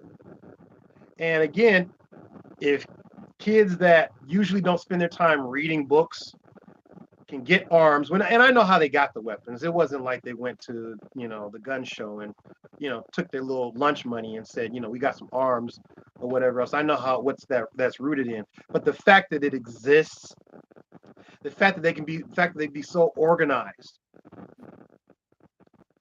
And I've talked to some cops and they told me some real horror stories as far as like what can't be done, and they're let out once they're caught, and all sorts of other things. And they have more rights than the citizens they terrorize. So if this can happen, we can posse up and go help Aeternia. If this can happen, we can build our nations. If this can happen, we can spend less time criticizing other micronations. And I get it. You're building a real nation, and then this kid comes along and is saying, I'm building a nation, out of, for Twinkies. I believe that Twinkies have rights. Okay. And I believe that, Twinkies and Oreo cookies and vanilla wafers should all be together. And my council is made of, bonbons. Okay. And you're like, this is ridiculous. You are not one of us. I understand how that can make you feel. But it's open to anyone. And I would say if you're that bothered by it, then make certain your nation and your actions exemplify something much larger, so that if they want to continue to play with Twinkies and whatever else, they can do that. And eventually, as we develop and evolve, there might be something that just branches off, and they might say, you know what, we're not micronations. We are this kind of nation, and we're just doing it to play and just entertainment purposes. And then those who are rising to statehood, you can have the national thing all to your own, but it is not your job to criticize anybody for what they're doing. And have I done it? Am I going to be a hypocrite and say I haven't? No, I have done it. But I won't get online and hurt somebody's feelings. I won't get online and insult someone. Okay, I'm just not going to do that. Or I might say, you know what? I think we might need a better way to do this, yada, yada, yada. Okay, but I'm not going to do that to them. I'm not going to do it to myself. Because he might say, you know what? I learned a lot with the empire of Twinkies and stuff. And I think I want to really do this. I want to create my own nation. Or he might say, I don't want to create a nation, but I'm going to open up a pastry shop because I did so well with my online empire of ho-hos. Okay. And I go there with the ridiculous because some of us look at these other nations as really ridiculous. Well, what could you do at 13 anyway? What plane can you catch at 13 years old? What rights do you really can you invoke at 13 years of age? So so from what Emperor AP has said, if there's anybody out there that has done that, please don't do that. Yeah. Because guess what? They do it to us. How many of your friends have you told what you're doing to, and they're like, "Are you crazy? There's only one country. You can't start a nation." Like, there's a lot of people are born thinking nations have always just existed. You're born in it, and it's always just been there. And then you go to school and you hear about the revolution. That happened back in, I don't know, no. People said, we're sick of the king's crap. We're going to go over here and do our own thing. Okay. I break away, I start my own tribe or whatever else. It's a universal phenomenon with human beings. I don't like this school, so I'm gonna open up my own school, okay, and have my own rules and my own curriculum. It's no different. I worked for NASA. I don't like the way they run things. I don't like the way they do things. So I started my own company, and we bought this land, and we're gonna compete against NASA because I don't like the way they do things. No different. So I'm glad that Emperor AP mentioned that because again, I'm not going to sit here and be a hypocrite. I have criticized some of the real wild stuff I've seen as far as micronations, but I am not going to get online and say, I think you guys are lame. What are you doing? You're an insult to the community. Nope. That means I'm the doofus. I am the problem child. I am the one who took my time to go and assault them when they were harming nobody. I am the one that made it clear to the micronational community, don't play with that guy, because if he has power, he's going to really rub it in people's faces. I would not want to be anywhere near that guy with any kind of power. So yes, don't think about it. Have you been criticized for doing what you do? Have any of you been criticized for starting your own nation, laughed at, jokes being made about you? Okay. But the other day, I was at the gym, and one of our newer citizens came in with a guest, and he said, Emperor Von Doom.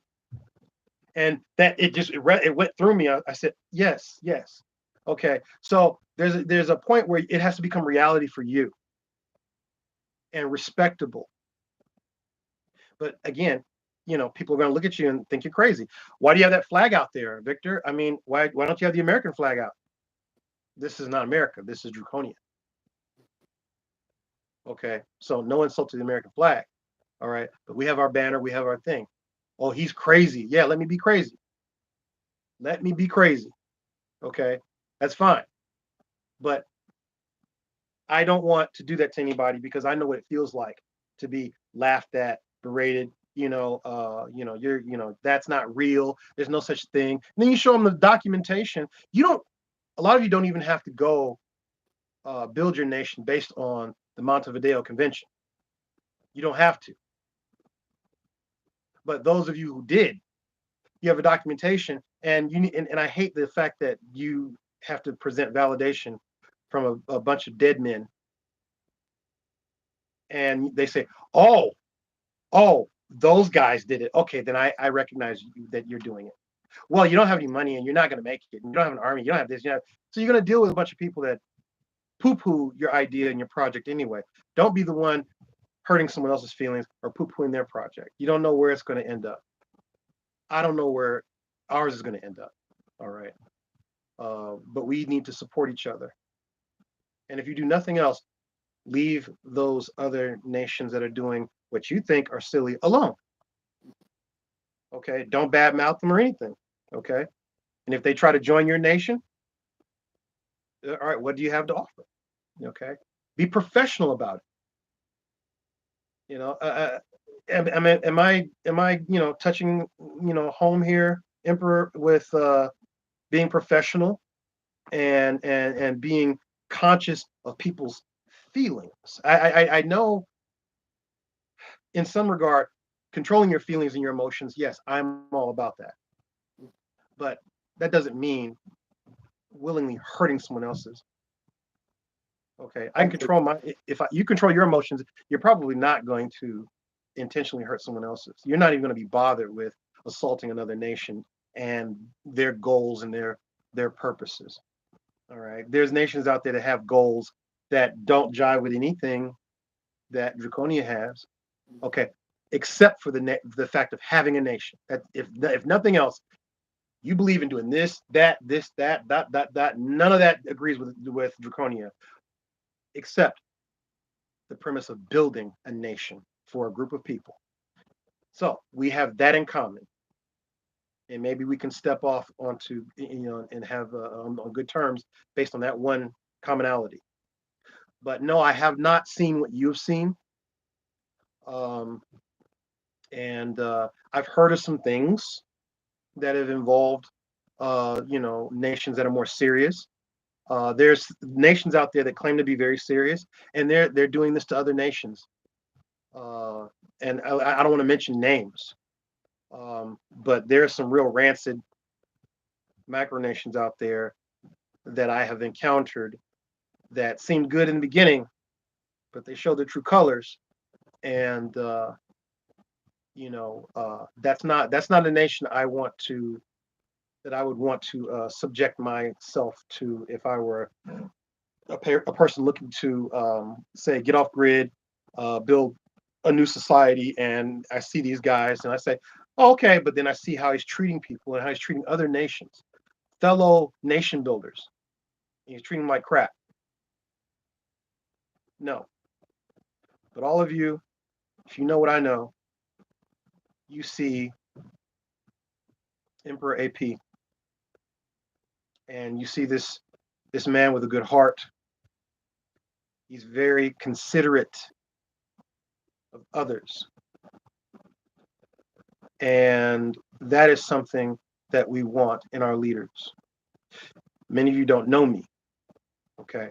I appreciate that. I'm a stranger to most of you. But through my conscious deeds and actions, and my interactions with Emperor AP, Aeternia, and other kingdoms and nations, I would hope that I earn your respect,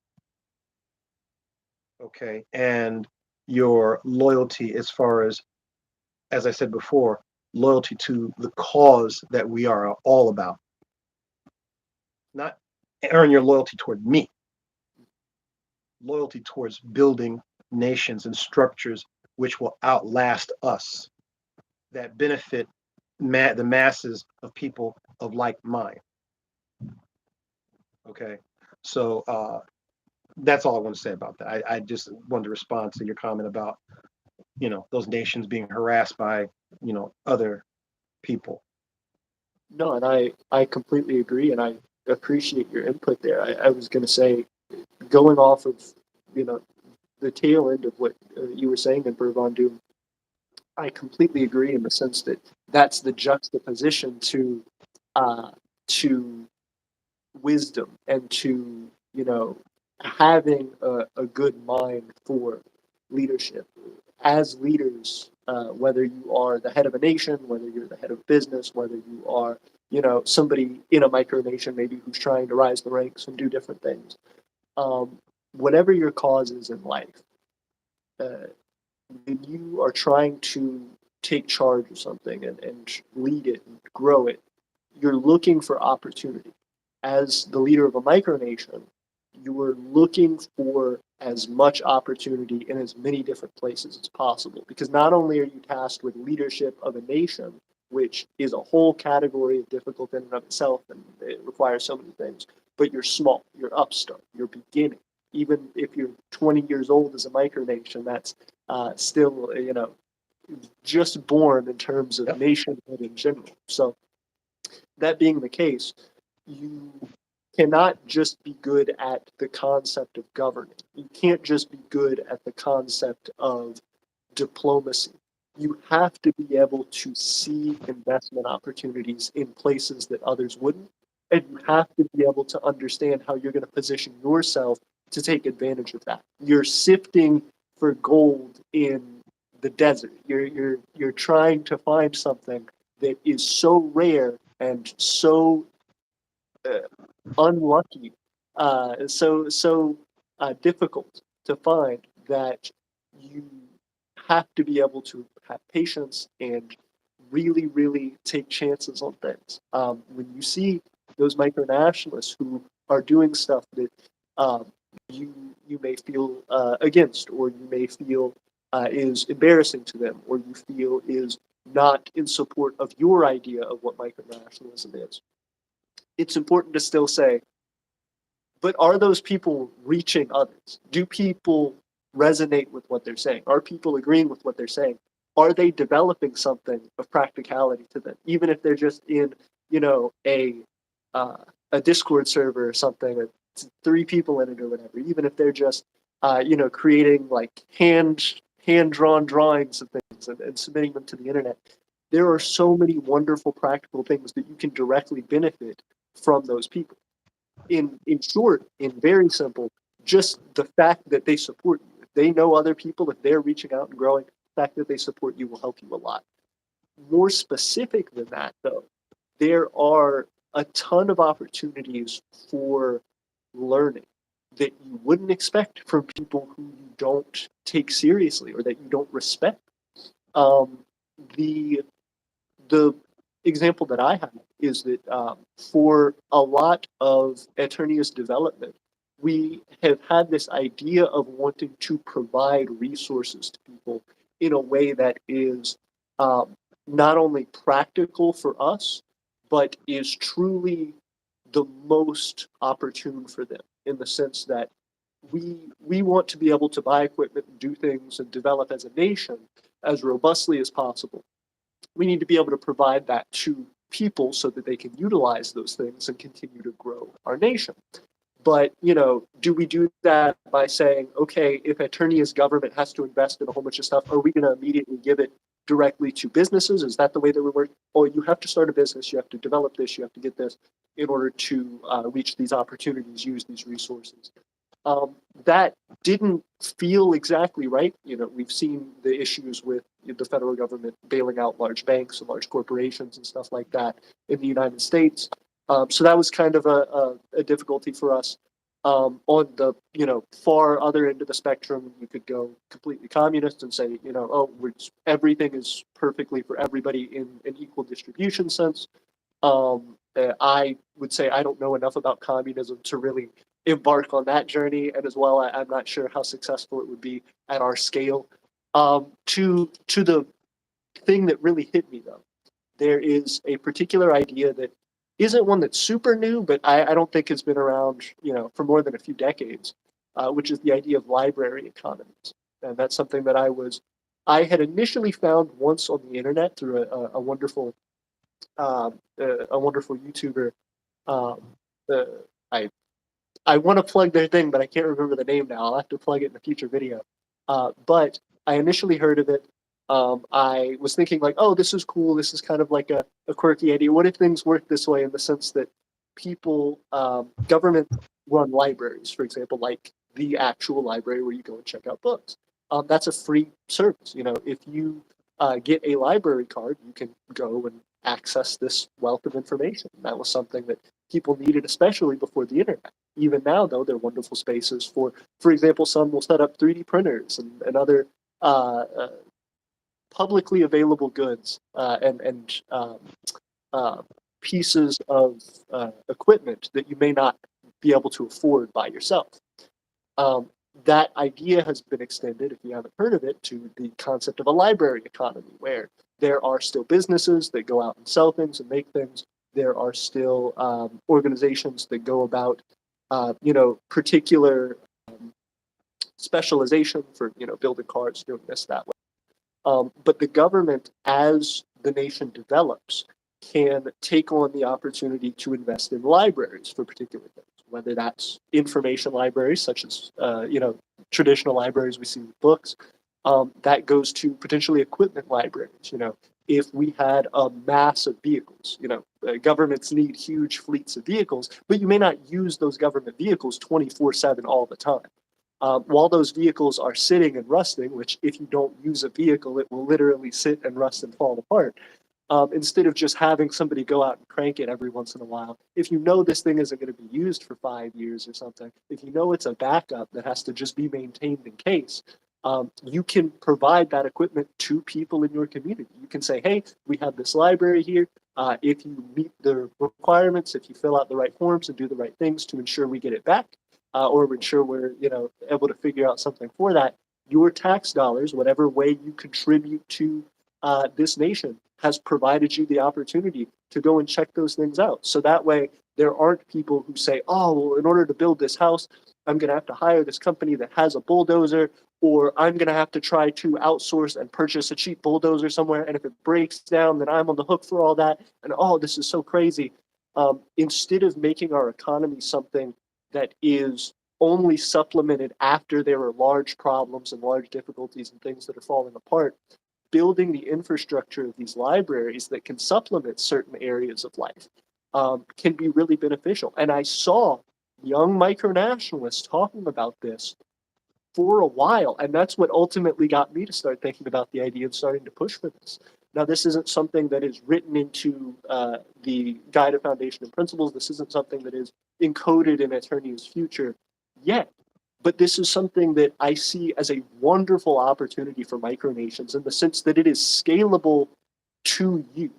If you are a nation that can only provide, the handful of crops that you have every once in a while, you can say, hey, this is a seasonal market library where you can come and you can, if you have these different things, like you talked about seeds, you can come and get gourds to make drinking containers. You can come and you can collect these different scraps for your chickens or whatever that you have. These are things that are just public goods that are going to be wasted otherwise. Let's disperse them. Let's figure out a way to use them.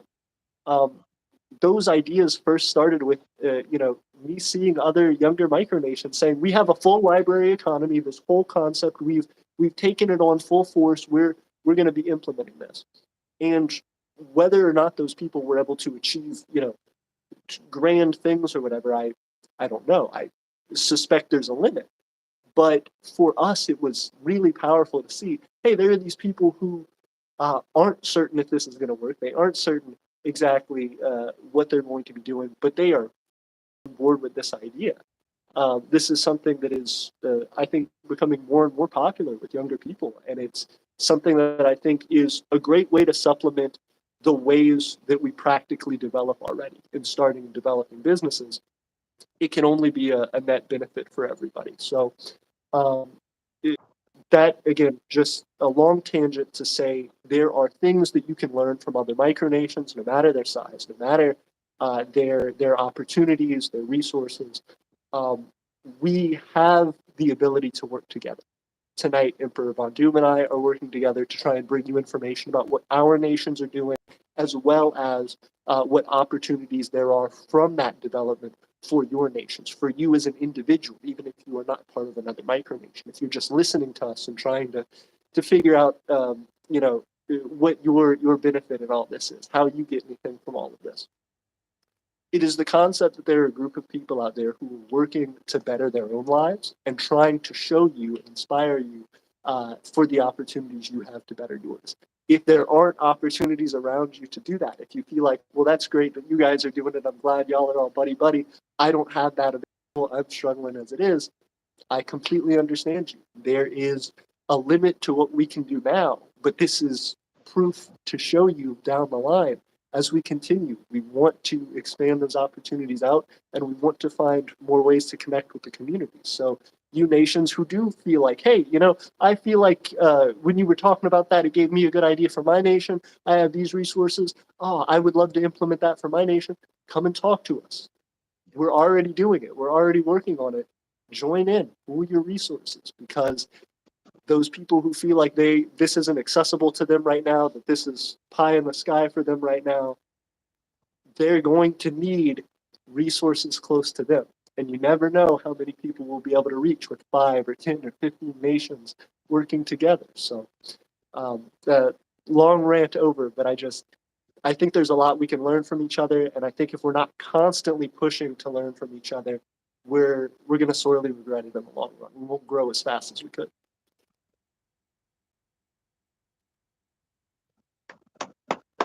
Well said. I appreciate it. Thank you. But yeah, have you heard of that concept by chance? No, I have not. So I am interested, and I'm going to do some research on that, and because the the whole economy thing is has been like a major issue with Draconia, trying to come up with different modes of different economic structures. And the latest one I've come up with, I'll discuss that in private with you at a later date, because I just want to make certain that it is viable. Um, the question, the first question that comes to mind is, what is money? What is money? Do you want to create a nation that requires money? I think I've said this before. I'm one of the Gene Roddenberry hopefuls, in the sense of I don't know if you've heard of the book Trekonomics, I don't and think so. yeah, it's the economics of Star Trek, Oh, and it's interesting. It really is. Having a society that claims to not have money in the sense that we do. But as I looked more into Trekonomics and understood what we have a debt-based society. There is money in the Star Trek universe, and I apologize to any of you who don't jive with nerd moments, but this is my nerd moment. I'm sorry. Like, there are various races which belong to various nations, and those nations use money. So how do you, as the Federation, who claims that you don't use money, interact with groups that do? Okay, then you find out the Federation does have money. They have money reserved for the interaction with other cultures. They themselves, it is not an inherent requirement to have cash or any kind of value, because we have a level of technology where we provide everything that you need. Okay, now if there are wants, some of those wants are also provided because the technology is at that level. There are other wants that require some type of exchange, whether that's, I want to go to Starfleet. Well, how do you pay for that? Do your homework.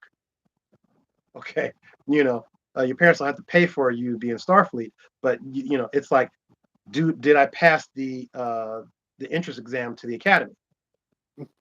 Yes, you did. Okay, how long was I studying for that? An entire year.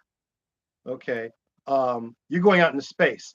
That means death is waiting for you every microsecond. So you have to be the best of the best of the best. You can't jump ship in space. Okay, you can't dig a hole in space. No, something goes wrong, you're dead, dead, dead, dead, dead, dead, dead. So you have to be the best of the best. And what does this have to do with the micronations or with Draconia? Because I wanted Draconia to be a culture and nation that was not dependent on money, in the sense of, I don't have any money, so I'm going to starve. I'm sorry, we know too much. I don't care what any of you say or how you feel. You could be upset about it all you want. My thing is, go home and cry to mama. Okay, we should not starve. We should not be homeless. We have too much technology, too much power to be where we are. Okay, there's tent cities here now. Like, what? And your first impulse, well, sorry, my first impulse is, to scoop them up and put them, oh, there's abandoned buildings there. We're going to clean all that up and put them in there, get them together. The prison systems are not for rehabilitation. It's slave labor. No, if we have prisons, they're not, no, we're not going to have prisons, because if there's going to be a problem with you, we're going to correct you. We're going to banish you, or we're going to correct you. You want to stay in our society? Yes. Okay, then what you did, we're going to correct you. Or you could choose the death penalty. It has to be optional. You want to die? We'll deal with that. But we're not going to choose that for you. We're going to correct you. Now, maybe we don't have a you to correct because the ones that you harmed took care of you before our authority figures could get to you. And in Draconia, if you harm someone, like let's say you harm someone's child, and that person gets their hands on you, that's it. But the legal system here, making decisions for people, they weren't there. Locking up people that were innocent, letting the guilty walk free. I mean, our justice system is mind-blowing. But in a society where, money is not the main.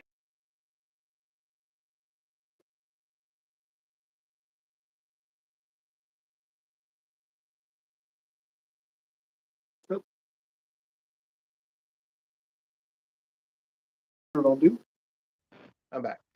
Everything that we do is rooted in money, or the lack thereof.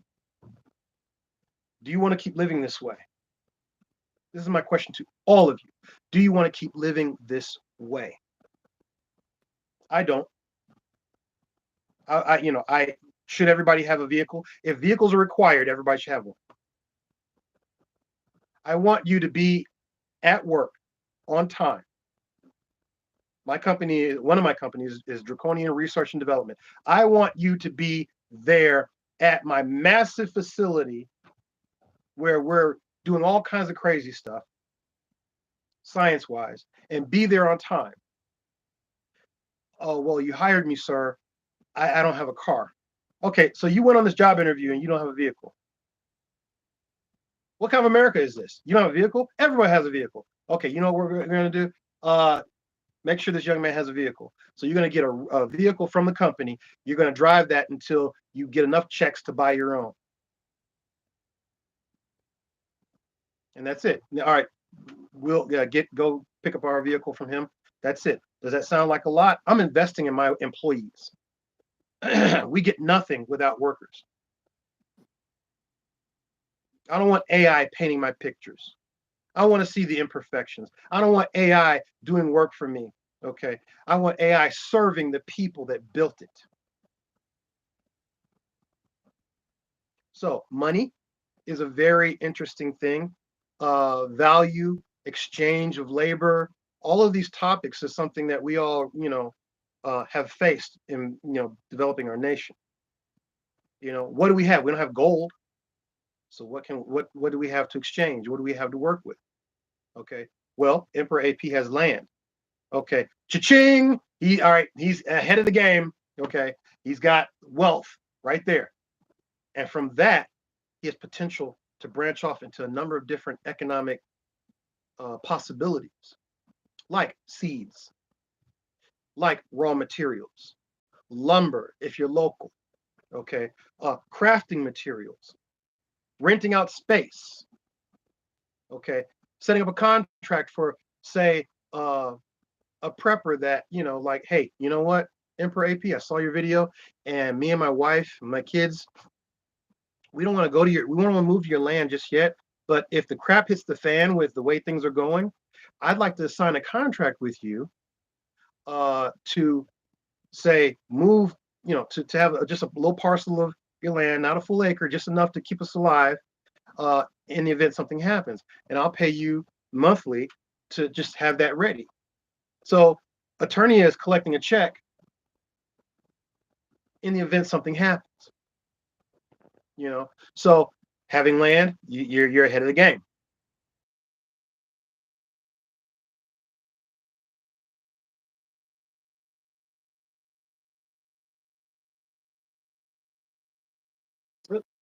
Uh-oh. I think we lost him again.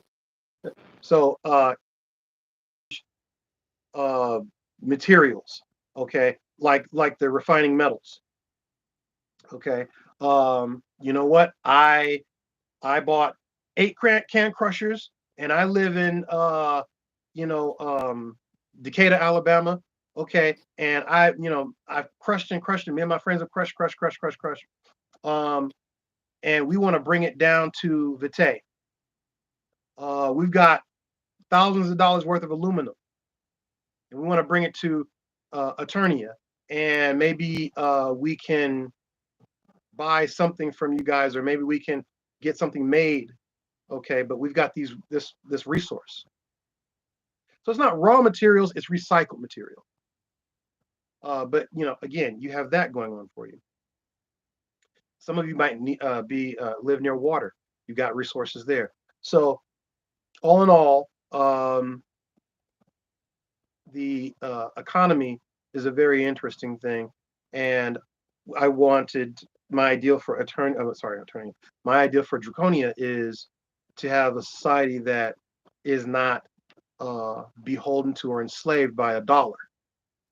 Okay, we will have some kind of monetary or barter system, but we want for everyone to have their needs met. Shelter, healthcare, lights, all provided. Once you in Draconia, once you have your home, let's say we have a street, and you have a little house on that street. That house is yours. That house is yours, and that's it. The taxes, if we even collect any taxes, won't be because you're on the land. Where if you don't pay it, we take it. We're building a foundation. We're building families. We're building society, and the society can't thrive if you don't have a foundation. A storm comes along, you're not rooted down. You put a tent up, and instead of putting the pikes in the ground to hold the tent down, you use bubble gum on top of beer cans. Right. A storm doesn't even have to come to take that down. So if your foundation is dug in, you will last longer. If the people, say, hey, in Draconia, my parents, have a home, and it's mine, but I live in Seattle. I have dual citizenship, and I moved to Seattle so I can finish schooling or whatever else. And I met a nice girl, and I told her I have land. I have a home somewhere else. In Draconia, I have that house is mine. And that's it. Can I, as the emperor, seize it? I could, but I won't. And the only way I can is in a time of war. And why would I seize your property in a time of war? That doesn't make any sense. So properties in Draconia that would be seized for war are not domestic.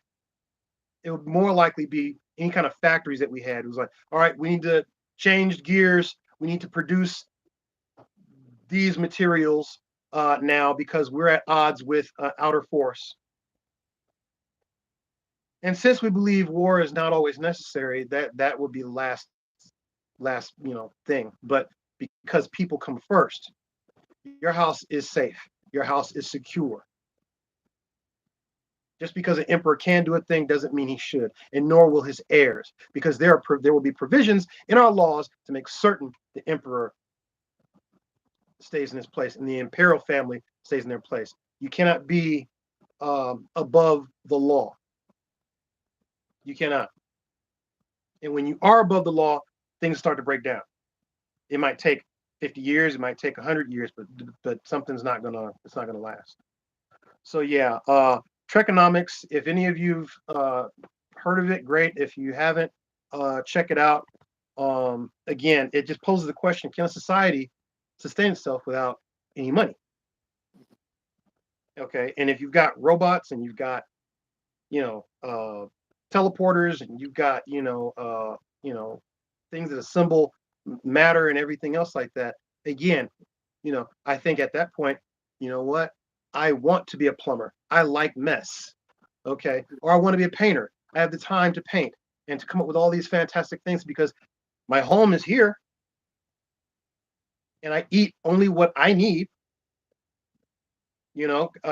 Like third generation draconian would be an individual who will say, I don't eat more than what I need.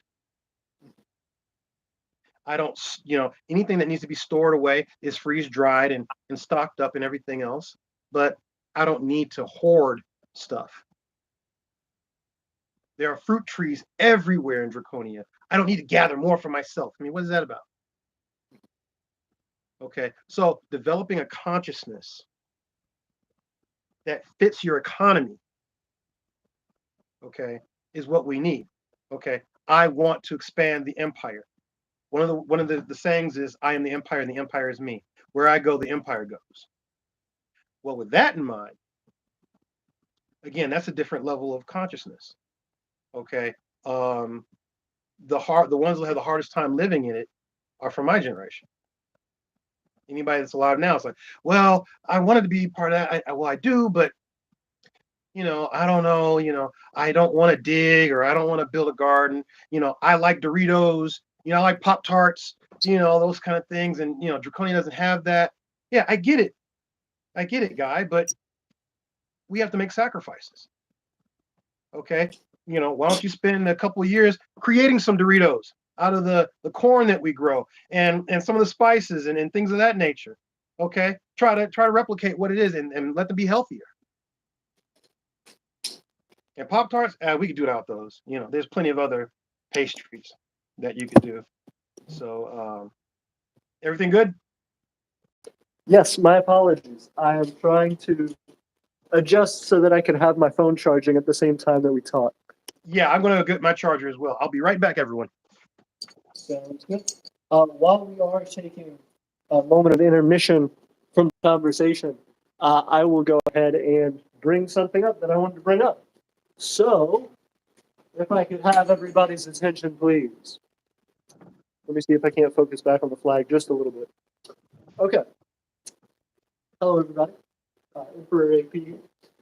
I am excited to talk to you guys about the concept of some of the things that we're hoping to do as far as our metals refining industry.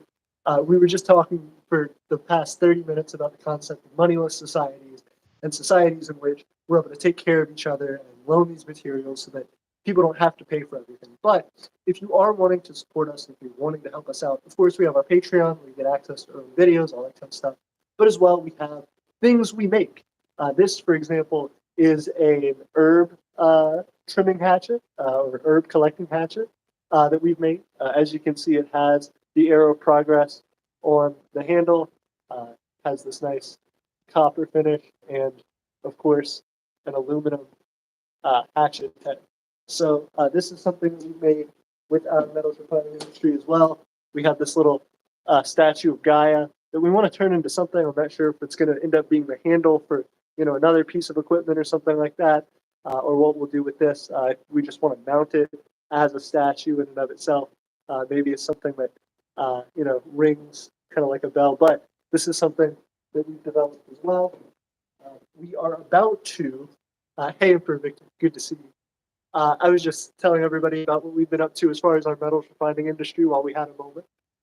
As well, we have this here medallion that we're about to be putting epoxy on and creating kind of an epoxy resin cast here to coat and protect it. As you can see, it has little tiny flowers on it. It's really cool. Oh, sorry. Okay. Yeah, and so it has this like bird's head that we've created. So we're going to be putting that all together and making a nice little piece with that. And then finally, we have been asked before about making knives because we have made the hatchet before. Didn't know if we really wanted to consider it, but we did go ahead and make the first setup for one of our knives. So just a little small utility knife, something like that. But we will be going ahead and attaching a handle here, making it, Right. kind of setting stuff up. So we're Okay. getting started with all of that. If anybody does want to reach out to us about any of those items or any custom items, please let us know, and we'll be happy to discuss. aeternianempire@gmail.com.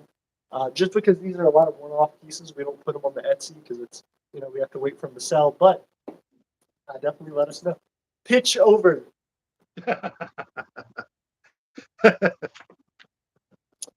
Um, but yes, to our conversation, we were discussing the concept of, like you said, Trekonomics. I'm curious to actually read that at some point, or maybe find a YouTube video that does like a synopsis or something. There's there's a couple, yeah. Ooh, absolutely. Because I think that's a really interesting concept. And then as well, going on to the just kind of what that means for our society and for kind of the things that we want.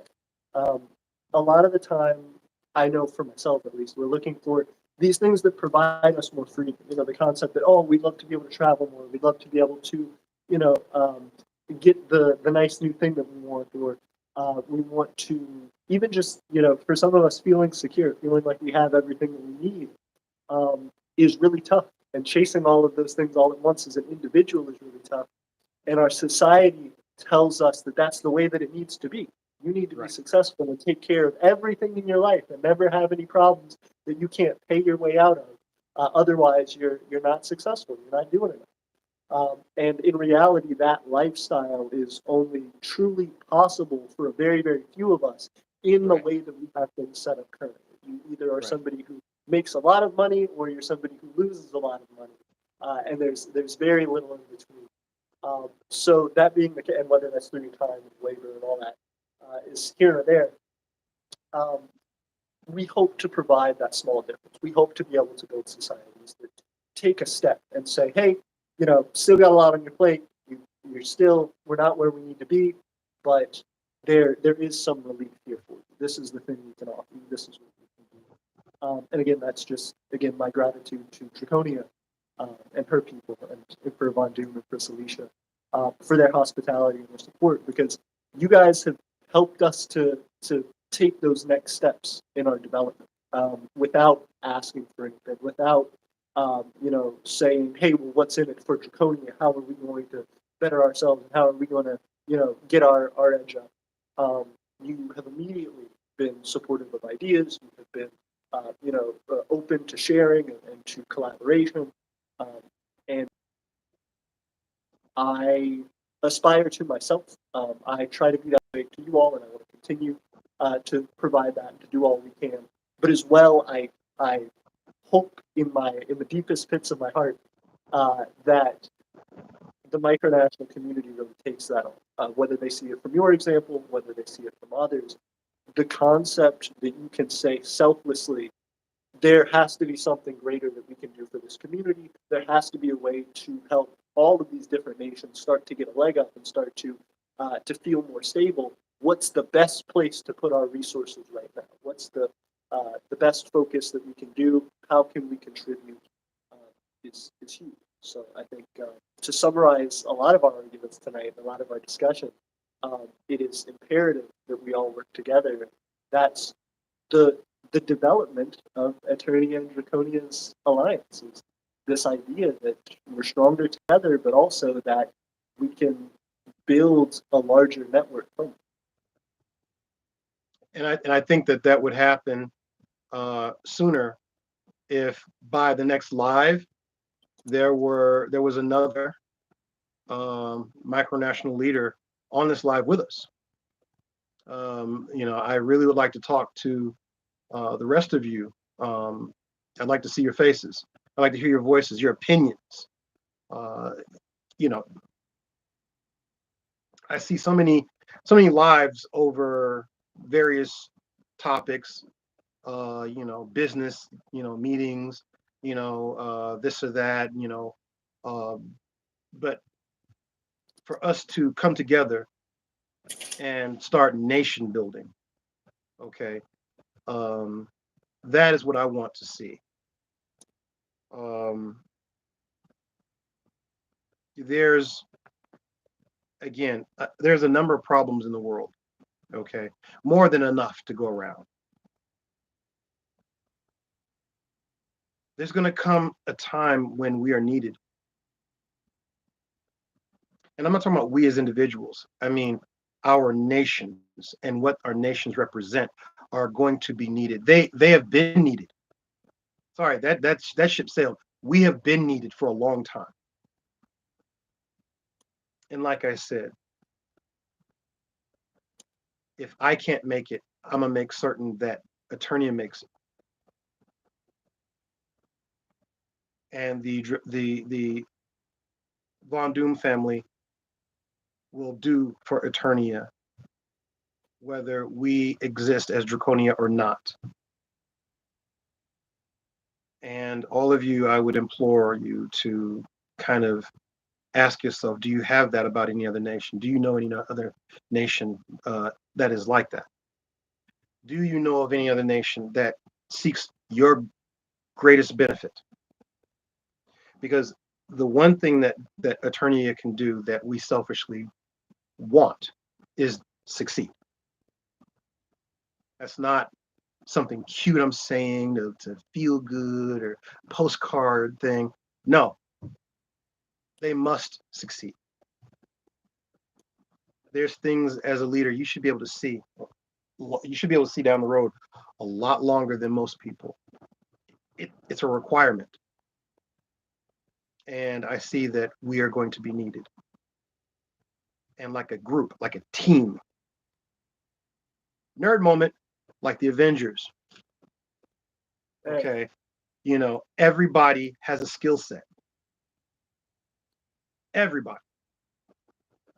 And just because you're a nation doesn't mean you don't need other nations. The macronations, look at them. They don't do anything on their own. And the nation we belong to, the great, lovely US of A, you know, they'll back somebody into a corner in a minute. And they won't say, we need your help. They'll say, yeah, you're going to do this. Until that other nation shows that they don't play that game, they'll say, okay, actually, the truth is we do need you.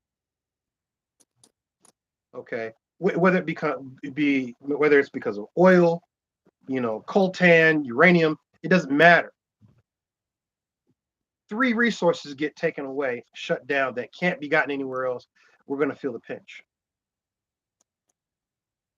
So, with that being said, okay, we need Draconia to succeed.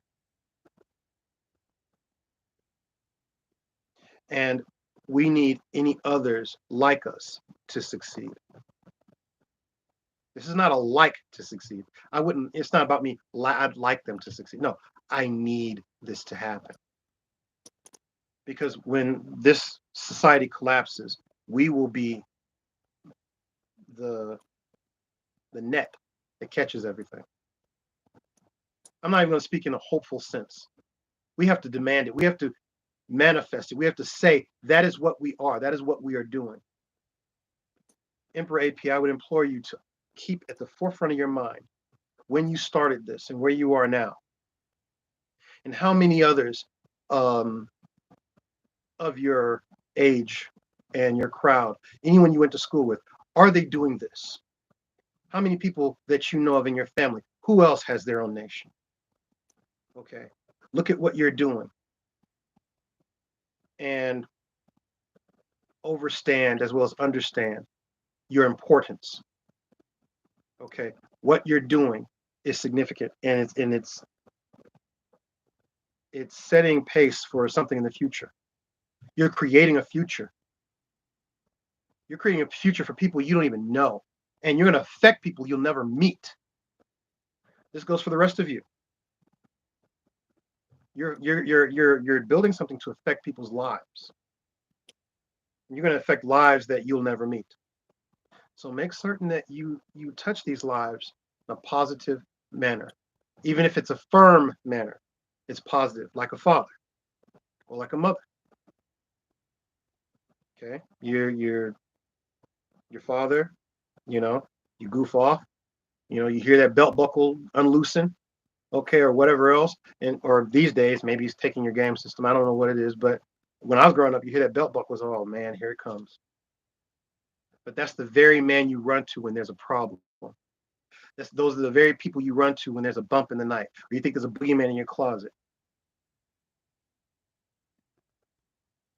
So, being leader of a government, you're also a parent.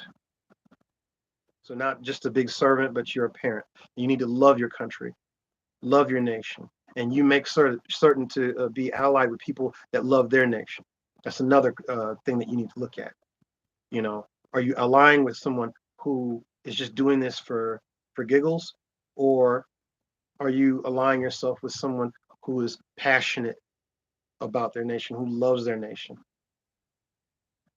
Okay, and like we both have said, do you love it too much to let go, or do you love it, really love it, where it's like, you know, it's once it's done, it's on its own, it's its own entity.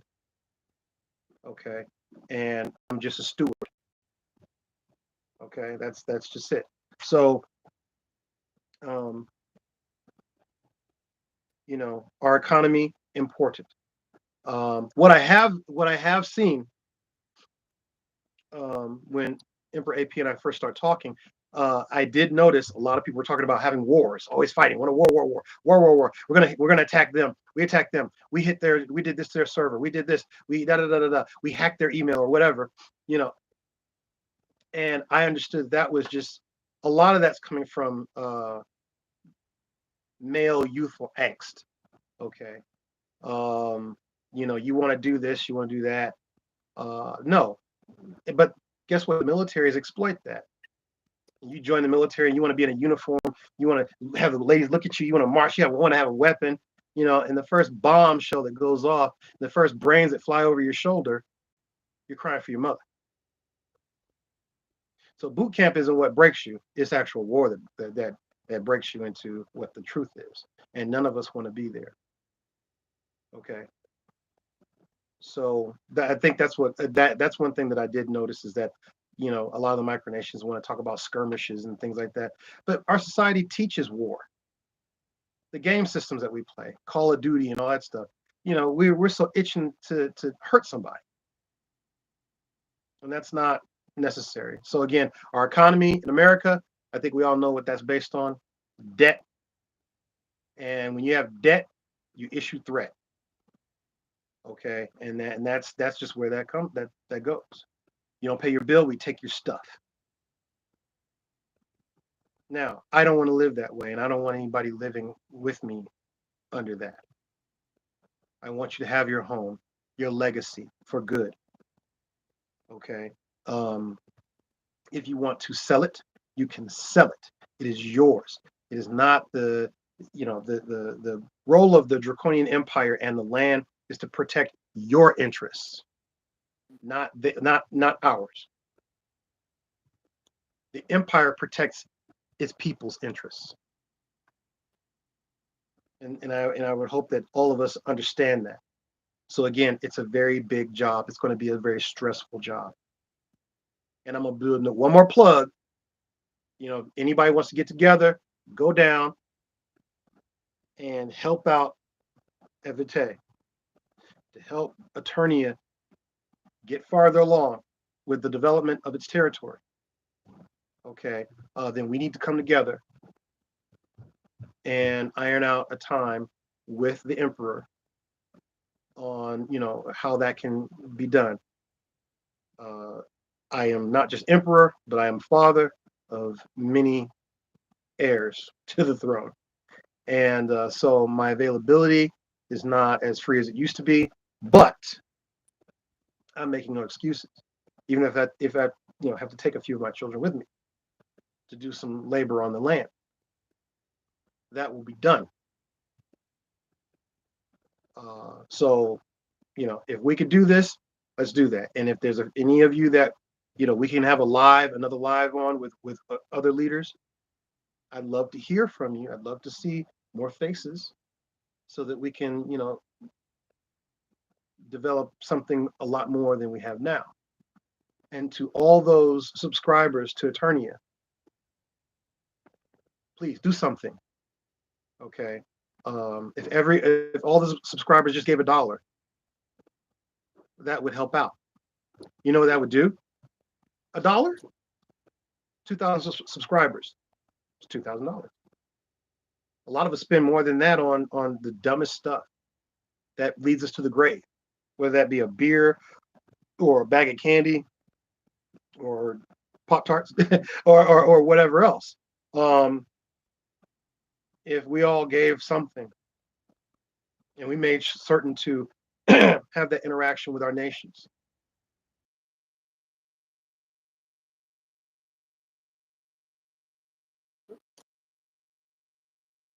Emperor Vandu.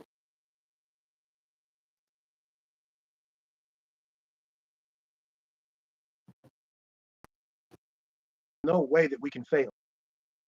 We can't fail when we work together. And like I mentioned, nerd moment, like the Avengers, okay? You have Aeternia, you have Draconia, okay? And you might have maybe, 4 other or 5 other nations, okay? You had the Hulk, you had the strength factor, Thor, the God factor. You got Stark, the brains and the tech factor, okay? Hawkeye, spy, assassin, okay? Black Widow, info factor, okay?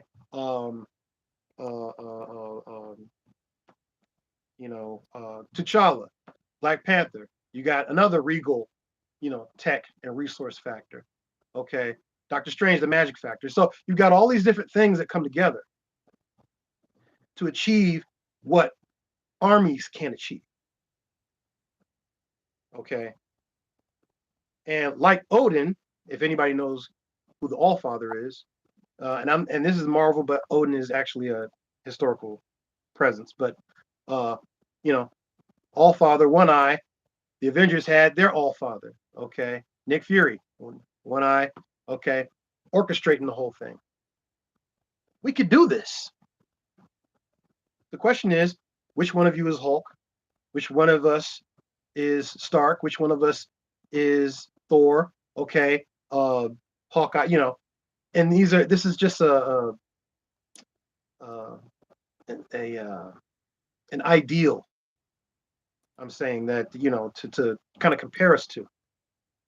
Okay, on their own, on their own, they were what they were, but as a team, they were unstoppable, and we can be that way. The Micronations have the United Nations, and again, a lot of nations are breaking down. That's the old regime, and it's on the way out. We have the opportunity to change the world right here, right now, by making a conscious decision to come together and make this happen above and beyond anything else. Skip going to the movies. Skip hanging out with your friends. Skip all these different things. Okay, they'll be there. What have you done? What one thing could you do every day that'll lead you closer to the power that you need to develop your nation? Sometimes that is lending your strength to another nation. I mean, I'm sorry, it's a no-brainer for me. It truly is. And like the Avengers, I'm so sorry if I'm, nerding out here, but if anybody or individual, that could cost everybody. Okay. Well, why don't we come together, save the day, then we can go off to our respective corners. Okay. And when I think about it, it is the same thing. Wakanda, nation of Wakanda. Thor, nation of Asgard. Okay. Tony Stark, nation of America. Okay. So you've got these various things. The Hulk, nation of one. Okay. You have these various things that come together. We can do it. We can do it. Okay. Think about what you've done by yourself. And think about what you could do if you had more people, or actually other nations aiding you that knew what the stakes were. Emperor AP has territory. So he has something for those of us who don't have territory, we can focus on.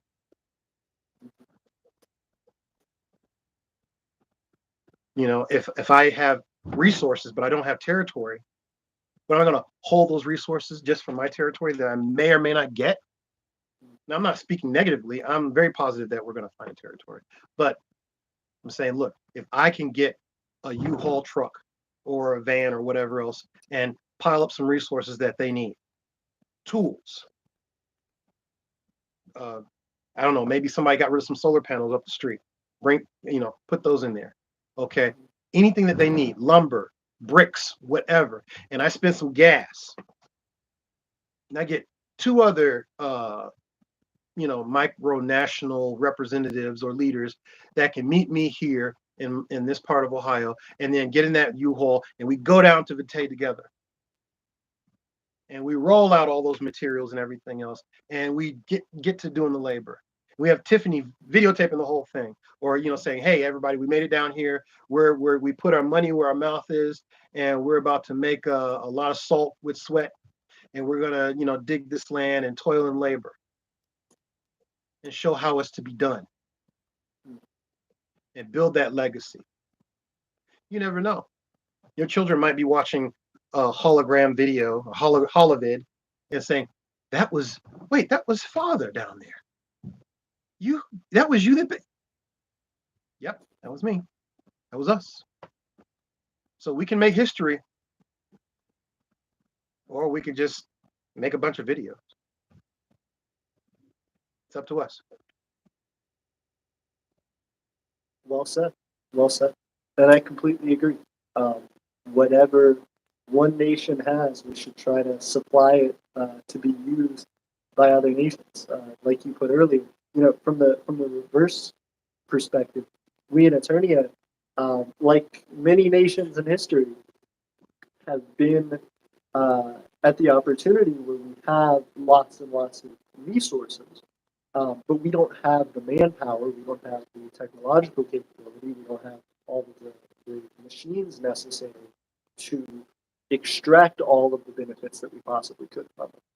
Unfortunately, in history, there have been a lot of opportunists who have come along, a lot of colonizers who have come along, and destroyed places because of their resources. But we're fortunate that hopefully that won't happen to us. But we are in the prime position, to have investment, to be able to say, hey, because we cannot do all of this ourselves, we're happy to have you come and help us and give you something for them. If we have a resource that you need, that you can take benefit from and literally take from our land, come and do so. We have the means for you to do that. We have the ability to assist you even in collection of those resources and development of it. If we can work together, it benefits both of our nations. It's just about, do we have enough resources? Do we have enough opportunity available to capitalize on that?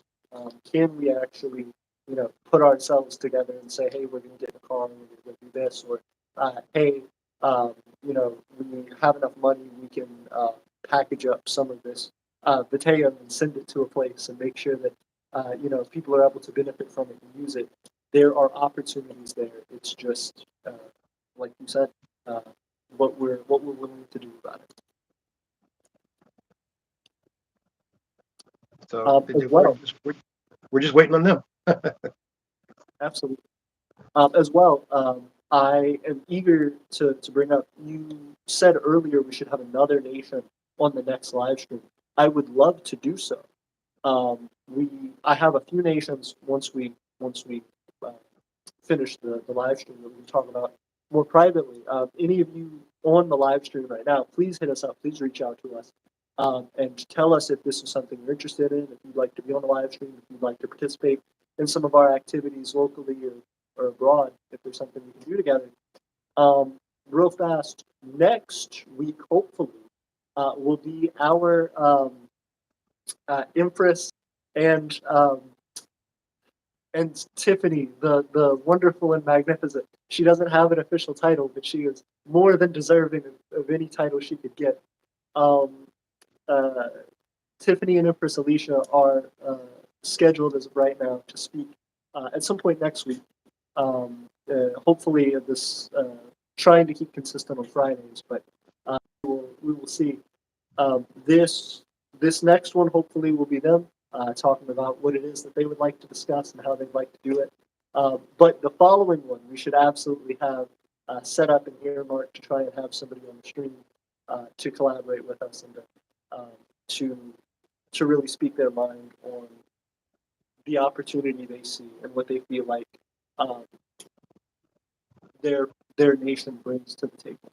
I would say the one of the interesting prospects about that in just a moment, I saw a message from Hescaria on my screen come up. They've messaged us on Discord. So we have officially contacted them. Or they've officially contacted us. We have contact with them. So we'll be happy to send that along to you all. I haven't read the message yet on the stream, but I'm eager to work with you all, Hescaria, if you're still watching the stream. And um, again, for any of the nations out there, we have on our website, you can check it out. We have alliance applications, we have citizenship applications, we have all sorts of things available, and just our email address. Contact us, reach out, do the same thing with Draconia. We have different different short-term goals potentially, but we're all trying to reach that same end goal. Absolutely. But I will say, in maybe about 5 minutes, we'll have hit 3 hours, Okay. and I need to make sure that my phone gets charged. So let's, if you don't mind, kind of wrap up whatever we would like to say, and then we can say our goodbye. Well, I want to thank everyone for joining us. And again, I hope to hear from all of you and appreciate this time with Emperor AP. There will be other videos that Draconia will make as far as what we're working on. Aeternia has been an inspiration for me because of some of the projects that I have, I keep private. But there are other projects that I will show the development of various items or things. And I say that because, again, I just didn't want to show my laboratory or anything else that I've got going on. But it was due to Emperor AP that got me a little bit more relaxed to demonstrate some of the things that I'm doing and some of the things that we're working on. So those will be forthcoming. We're not always doing the prep thing. Okay. The Draconia is a society that is rooted in science as well as spirituality. So we will have, again, like I said, other videos talking about those things, government structure, and topics like that. So that's all I want to say. And again, thank you for joining us. Absolutely. Again, thank you so much, Emperor Von Doom. I know, again, Emperor Von Doom, if you all haven't been following their YouTube channel, their social media, their Instagram, you should definitely be doing so. We follow it, and it's, as well as keeping up with you all personally. It's interesting because you are this person, you and Empress Alicia are these people who are not only developing a nation, not only activists in your own right, not only, business owners and entrepreneurs and inventors and all these things in your own right, you're also a family, and you're also people who have many other priorities. And so seeing you continue to dedicate to your micronation, to Draconia, is very inspiring. But on top of that, I think there are a lot of lessons to be learned from that environment. You all are actively, again, developing and growing your family alongside your nation. So that's an opportunity that I think a lot of us will hopefully eventually get to experience, but aren't experiencing at the moment. And so that's something that you have to be prepared for, no matter how advanced your micronation, no matter what you're doing. There are going to be plenty of things in life that you just don't have the experience of doing, that you need to learn from others who do. So, again, I am grateful to you all in Draconia for providing that knowledge to us and that experience, and as well for showing us the cultural side of Draconia, allowing us to kind of get to know you more personally and to really understand why it is that you're doing what you're doing and not just seeing the effects of it that we've also gained. So again, I'm so grateful to have you here. I'm excited for us to continue to talk as we regularly do about the development of our alliance, about what it means for micronations to be up and coming and growing as we all are, and who it is that we can start to most who it is that we can most uh, uh, I'm wanting to say most recently. That's not the word that I'm looking for. Most quickly work with and start to develop with. So again, I appreciate what we're doing here, and I constantly, it seems, have my mind racing with what's the next step and how we keep going. So I appreciate our collaboration in that respect. And you all, please, again, reach out to Draconia, reach out to us. All of our links, I think we have our links posted in the description for us. Again, Draconia is at the Draconian Empire on YouTube, Draconian Empire on Instagram. Please reach out to them. And let us have a larger stream next time, and a larger stream after that, a larger stream after that. We are making videos right now, but we're also building alongside it. So let's try and get those to grow in complementary to one another.